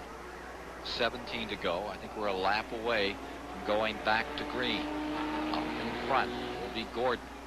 Spencer, Resendez, Peck have all come in and taken on tires here for this last go-round. Caution is wiped out. Jeff Gordon's 13-second lead. Did he get pulled out? I think the only thing that might make anybody be able to race with Jeff right now is the fact that some of the guys did put on fresh tires. I don't know how much of an advantage that's going to be. He's so good on the restarts and his motor's so strong. When he gets out front, it's going to be hard for anybody to run him down. How about tomorrow? Ford's already wrapped up the Manufacturers Championship and Winston Cup racing for the 1992 season. Do you see Chevrolet throwing a brick at him out here tomorrow? Well, I tell you, it's hard to say. Chevrolet won the 600 here earlier in the year, but Ford's are real dominant. Earnhardt. It's just tough to say. When Quickie said a while ago there's 20 guys here, he's not trying to sell tickets when he tells you there's 20 people here capable of winning races. There's 20 realistic potential winners down there, and it's just tough to pick who could be. Chuck Bound now on pit road. Yeah, I think it's going to be a spectacular race tomorrow. That lap by Kowicki was something, but Schrader came right up there and ran equally well. He broke all the old records. He'll be outside of the front row for tomorrow's 500. And it's all here on TBS. Talk about spectacular. Look at this shot right here. We're right down there up under the car, helping them work on the 59 cars. So while we get going here, they're trying to get Presley back out. So his effort to win 3 in a row was stymied today. He had trouble early in the going, being shown in 24th position as he rolls back out. But Nemechek, the problem he had stumbled him back a little bit. So instead of the big, gigantic gain, it's going to certainly be a gain, but nothing like it was before. Live from Charlotte tomorrow, it's NASCAR Winston Cup excitement. Jeff Bodine, the defending champion, he's won 2 in a row, goes for 3 tomorrow. And Richard Petty in his last race here on TBS. That's tomorrow afternoon, 1 o'clock Eastern, right here on TBS. Are you going to be here? Oh, I'll be here with bells on. Thank goodness, because I would be lost up here by myself. Yeah, you'd be lost, my purple bunny. Now we're getting set for a start. Neil Bonnet lost. I made it lost all my life. You're an old woodsman. Take a look at this. The Busch Grand National point leaders. Todd Bodine out of the race. Joe Nemechek is now back in 15th. He's running a lap down. Robert Presley, he's in 24th. Bobby Labonte's making the big move. Labonte is going to really close in close to Bodine, and with Nemechek having a little bit of trouble, it's going to close him up there. Look, Labonte's not out of this thing yet. Kenny Wallace is running 11th. Jeff Gordon got a chance to win another race here. Field is lined up and they're ready to go. They're up in turn number 2, getting sorted out. Nemechek, here we are. This is the crew of Jeff Gordon. They're sitting there sweating out these last few laps. Look up here. We see Chuck Bound on the outside in the red car. There's Nemechek in the yellow and white car, second in the line outside. He needs to get a lap back. Those 2 cars need to get their lap back for the points involved before Gordon's a tough guy to take it away from. As they come down, there will be 186 laps complete. That means 14 to go. Just 21 miles to decide it. So time has pretty much run out on Nemechek from that lap down, and you see him in the box, Bound just in front. There's Bill Davis, car owner on Jeff Gordon's car, hoping their transmission stays glued together for one more big pound as they come down. You know, you think all the races you do, you don't worry about transmission. I was leading Daytona one time and broke it on the restart just like this, and you got to keep that in your mind. Gordon's got to get it going 20-something more miles. Nice, easy start by Gordon. And Michael Waltrip dives on the inside. There he is in second spot. Michael Waltrip, who has tasted glory on this racetrack, trying to sort himself out. And look at Harry Gant, come on. Gant in the number 7, who's back there in 8th, and with him comes number 20, Spencer, and they're blistering the field. These are the guys that put tires on. We were concerned, would the new tires be a big advantage? They changed tires when it stopped, the only cars. Ooh, a little touch there from Jimmy Spencer on Harry Gant. Eases back to the inside. 170-mile-per-hour action live for you today on TBS. Tomorrow it's the 500. And you'll see Harry Gant firing out here tomorrow. One of his favorite races, a race he won. 84, 85. Big time we saw Travis Carter. Travis Carter now working with the Bud Moore team. One of the brightest and smartest things that Bud Moore's done. Bring Travis Carter. His own team was on its uppers into his team. They've won 2 races in a row. Here's Gordon in number 1 this afternoon, leading over number 30. Michael Waltrip with Parsons third. And look at Mike Waltrip. That's about as close as they've been able to stay. There's 4th place battle. Labonte going under. Labonte and Labonte. Terry and Bobby racing each other. Bobby leading, Terry's brother trying to catch him. And Schrader in 6th in the number 15. But the guys to watch are just behind him. And there's Nemechek in the 87. Remember, he's being shown in 15th, a lap down.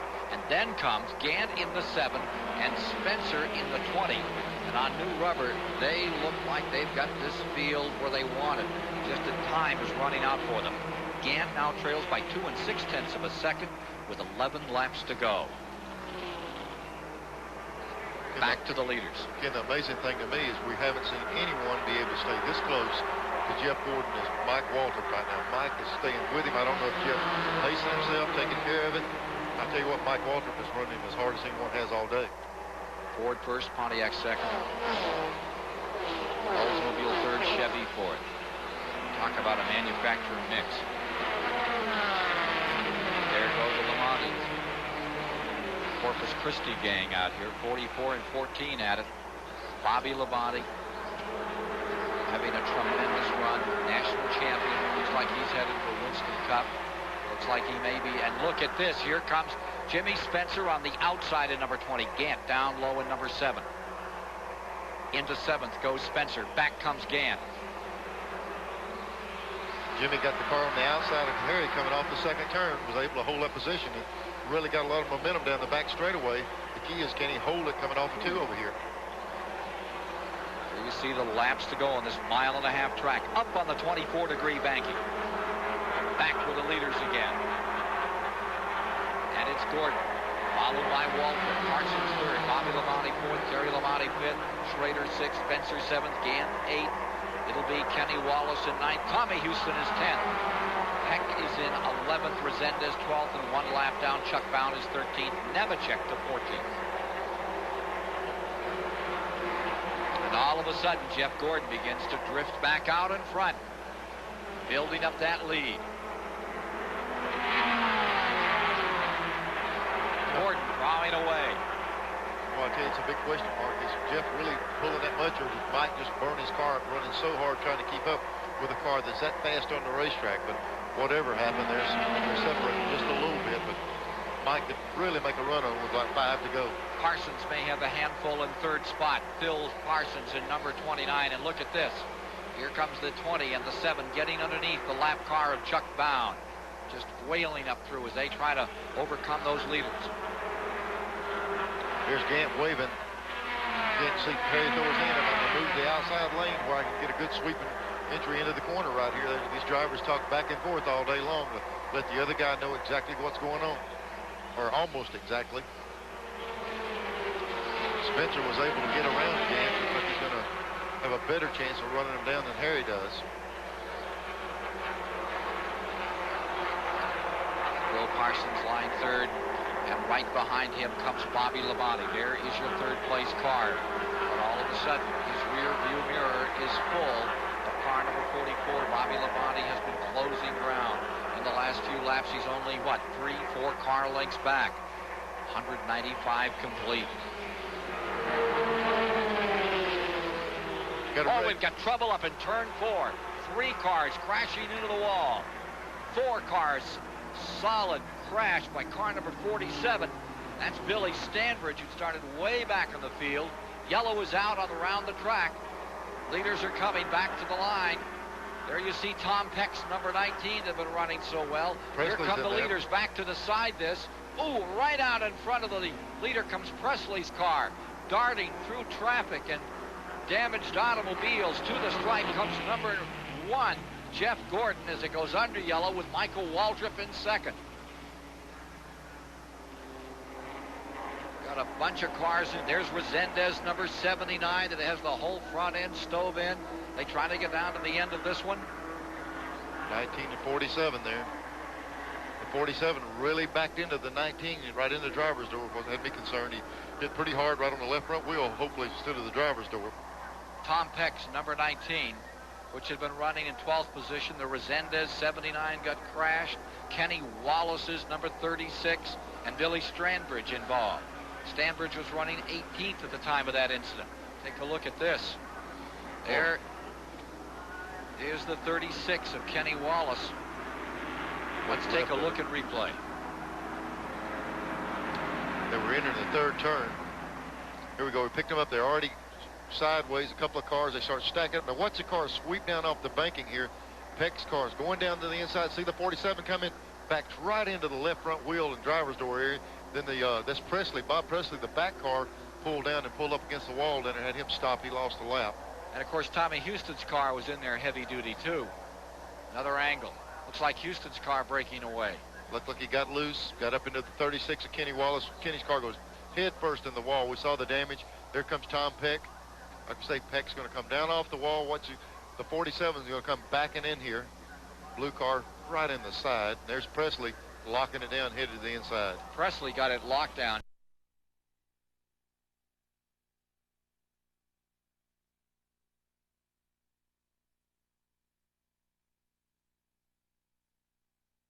He was not caught up in it. He just avoided it, trying to get back out there from the speed shot. Boy, look at Kenny's 36 went straight in the wall. Here they come, fixing to take the camera off the wall, it looks like. Pretty good jolt. Here comes Kenny Wallace right under the camera. 06 car. Tommy Houston. It's just 3 laps to go. They're going to have to hustle here to get this thing going again. I don't think they will. I don't think there's a chance we're going to get this thing back under green. I think Gordon has this one. It'll come under caution. We've seen this happen before in this race, too. Decided under yellow. Kenny Wallace is just soon at the end under the caution. That thing looks like the snowplow we were talking about. The front caved completely in on it. Celebration about to begin for the Bill Davis team. There's the 44, Bobby Labonte, locked in 4th place for the moment. Ken Schrader would be in 6th. Terry Labonte, let's review that for you. Jeff Gordon 1st, Michael Waldrop 2nd, Parsons 3rd, Bobby Labonte 4th, Terry Labonte 5th, then Ken Schrader, Jimmy Spencer 7th, Harry Gant 9th, Resendez 10th, Houston. Now Resendez was able to pick up badly damaged and pull that car around. We'll see if they're able to keep anything running on that machine. Got a couple of laps to go and they come by this time. It looks like this one will be decided on a caution flag finish. Here's Peck's number 19 up on the hook, coming in. It's already on pit road. I don't think there's any opportunity. We're going to see this race go back to green to decide it this afternoon. I see them. They're dragging some cars out there in a big hurry. I saw the flagman reaching for the checkered flag, getting a black and white flag, which means they're going to pick up somebody's scorecard. Black and white means that's the last time they're going to wave one at you. They got them cleared out of there. And look, there's not any cars left down there. And there've been plenty of these things where they give the white flag and the green. They got one more lap. I mean, a couple of more laps. There's a chance of going this thing just with a white and a green. Kenny Wallace's car coming in. I don't think he can hold any more flags, Ken. I'm not sure which one he's going to wait, but he's got an assortment of them. Stambridge's car is in. Peck is in. You know, wrong. I guess they're going to try to get a lap back. Get one in to decide this race. Boy, what a wreck. Take a look at that Stambridge number 47. Here's Resendez still out there. Harris Teeter car all beaten up. So they're showing 198. They've moved everyone down out of 4. They have a safety truck coming down the main straightaway, and the NASCAR officials trying to give folks a green flag finish. Trying to have them come across. This will be something. It might turn out to be an old drag race right here. It could be just one lap to decide it. There you had a major 4-car altercation. All kinds of cars torn up, and that's about the fastest work I've ever seen on a super speedway to get us ready to go again. Looks like the place to watch is that flag stand up there to see what they're going to do next.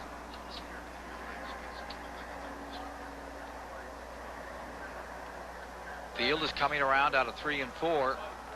Here's a guy that would just soon see an end of the caution. Bill Davis owns the number 1 car, but I don't know if they've told him yet if it's going to go one more lap or not. Yeah, no, I think that the 29 has run out of fuel. I think that Parsons' car is being pushed in right now. There's 2 cars out here that have run out of gas. Here's the 29 getting a push from Robert Presley as he came down. Bobby Labonte pushing Terry Labonte. And Bobby Labonte pushing Terry Labonte just behind them. White flag's out. It's going to end under the caution.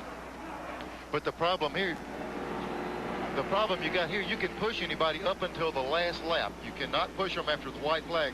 See Terry drop him off. He knows you can give him any kind of push till 1 to go. So he doesn't just drop his brother off and say, bro, I'm sorry about that. You're going to have to hike back in. Long walk. There's Phil Parsons down on the bottom. And the fuel pressure on that car is all lit up. Here's what brought out this caution. Would have gotten them home. Boy, you see Tommy Houston's car. Savage hit there by Stambridge. Yeah, he backed in and really knocked the back off that car. I was concerned about Tom Peck hitting close to that driver's door like that. Well, meanwhile, the story is in the back straightaway as we get ready to decide this under caution. And how about this for drama? There you see the Gordon car in first, Michael Waltrip in second, but where's the 29? Take a look for 3rd place. Where is he? Right there being pushed in the last lap. That could be costly. Yeah, I don't think they've in the past, they went back and redone this. Let me tell you, people wonder why they all ran out of gas on the caution. The fuel pickups are in the right rear, way over in the far right rear side of the car for centrifugal force sling the fuel to that side, making these left-hand turns. When you run slow like this, the fuel runs away from the pickup and the cars die. They could possibly have fuel, but it's just not capable of picking it up because it's not at speed. So coming down for the finish on this one, we're sure that it's Jeff Gordon and Michael Waltrip. Now we're watching as they're pushing the Parsons car back up, but I think they'll probably penalize that car for taking an assist on this caution finishing lap. Checkered flag is coming down. They're going to finish, and they're Michael Waltrip went up and nudged the 1 car across as they came across the line. Maybe what he should have done, he just should have pushed him across and disqualified him. Disqualified. That may be what he had in mind. Well, we'll be back in a moment with more from this strange finish to the All-Pro Auto Parts 300 at the Charlotte Motor Speedway.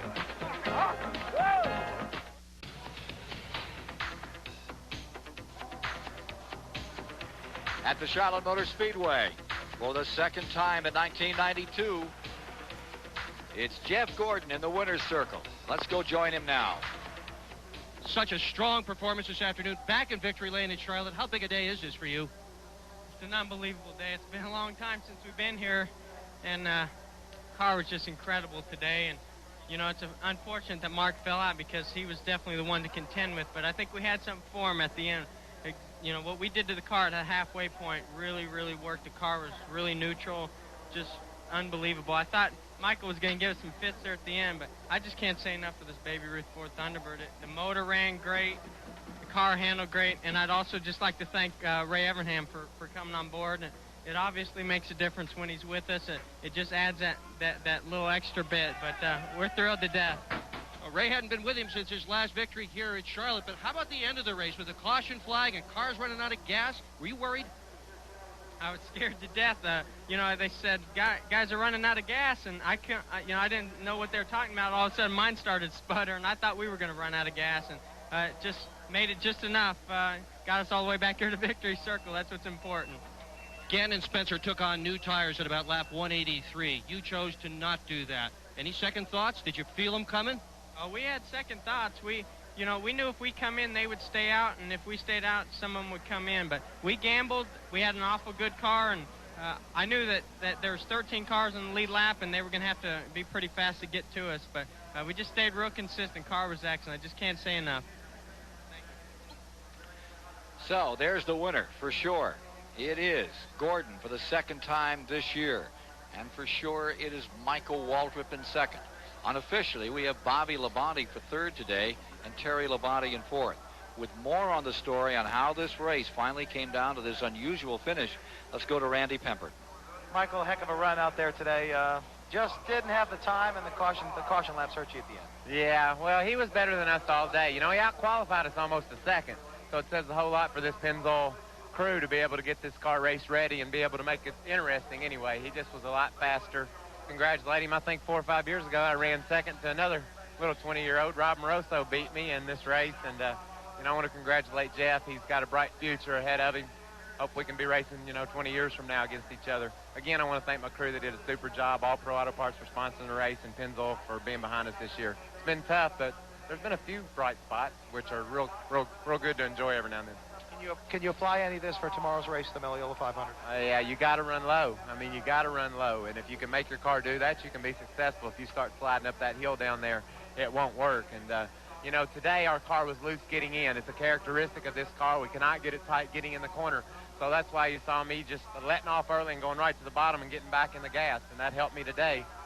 We'll see what happens tomorrow. I got a lot more spoiler for tomorrow, so that ought to help.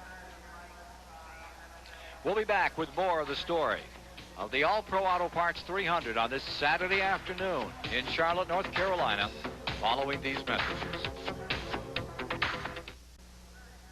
At the Charlotte Motor Speedway, the celebration continues for Jeff Gordon, and the Winston Cup cars are now rolling out for their final practice period before we settle down for the 500 tomorrow afternoon. Let's go to the Stanley Tool Pit Control Center and find out who the True Value Master Mechanic today was. Here's Rick Benjamin. Well, Ken, quite a story. We've documented how Ray Evernham came back to the Bill Davis team just this week to help him for this race.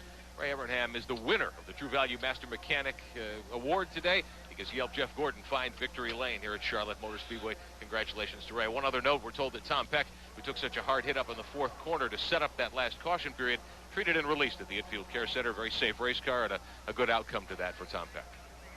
That is good news.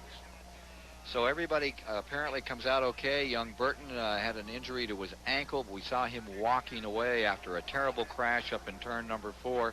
Here are the unofficial results, and you can see down on pit road the Big Iron getting ready for their final training period. Happy hour is about to begin at the Charlotte Motor Speedway. That last chance to check your program and see who's going to win tomorrow. Who's going to win tomorrow, Neil? Well, you heard Kowicki. He's on the pole, and he said there's 20 guys. I'd hate to have to pick the one out of that group that could possibly do it. Guess who's the first car out to go practice in this final training period? Alan Kowicki. Right beside him down there is the car number 10 of Derek Cope. Dullenbach's out. Rick Mast is ready to go. Smith and the whole tribe will be here in just a minute as they'll start that final war dance getting ready for tomorrow. You call it the happy hour this last little bit. I remember we used to this was the time we threw every spring in the truck in the car for that last shot. We'll be back with more here at the Charlotte Motor Speedway in just a moment.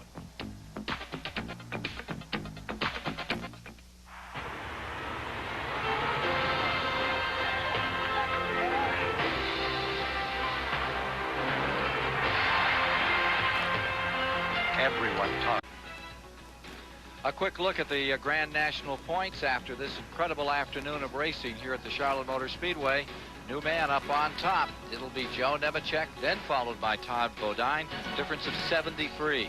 The Winston Cup cars are on pit road getting set for their final practice period this afternoon here at Charlotte before the big one tomorrow, the Mellow Yellow 500. Hope you'll be with us at 1 o'clock Eastern for all the excitement.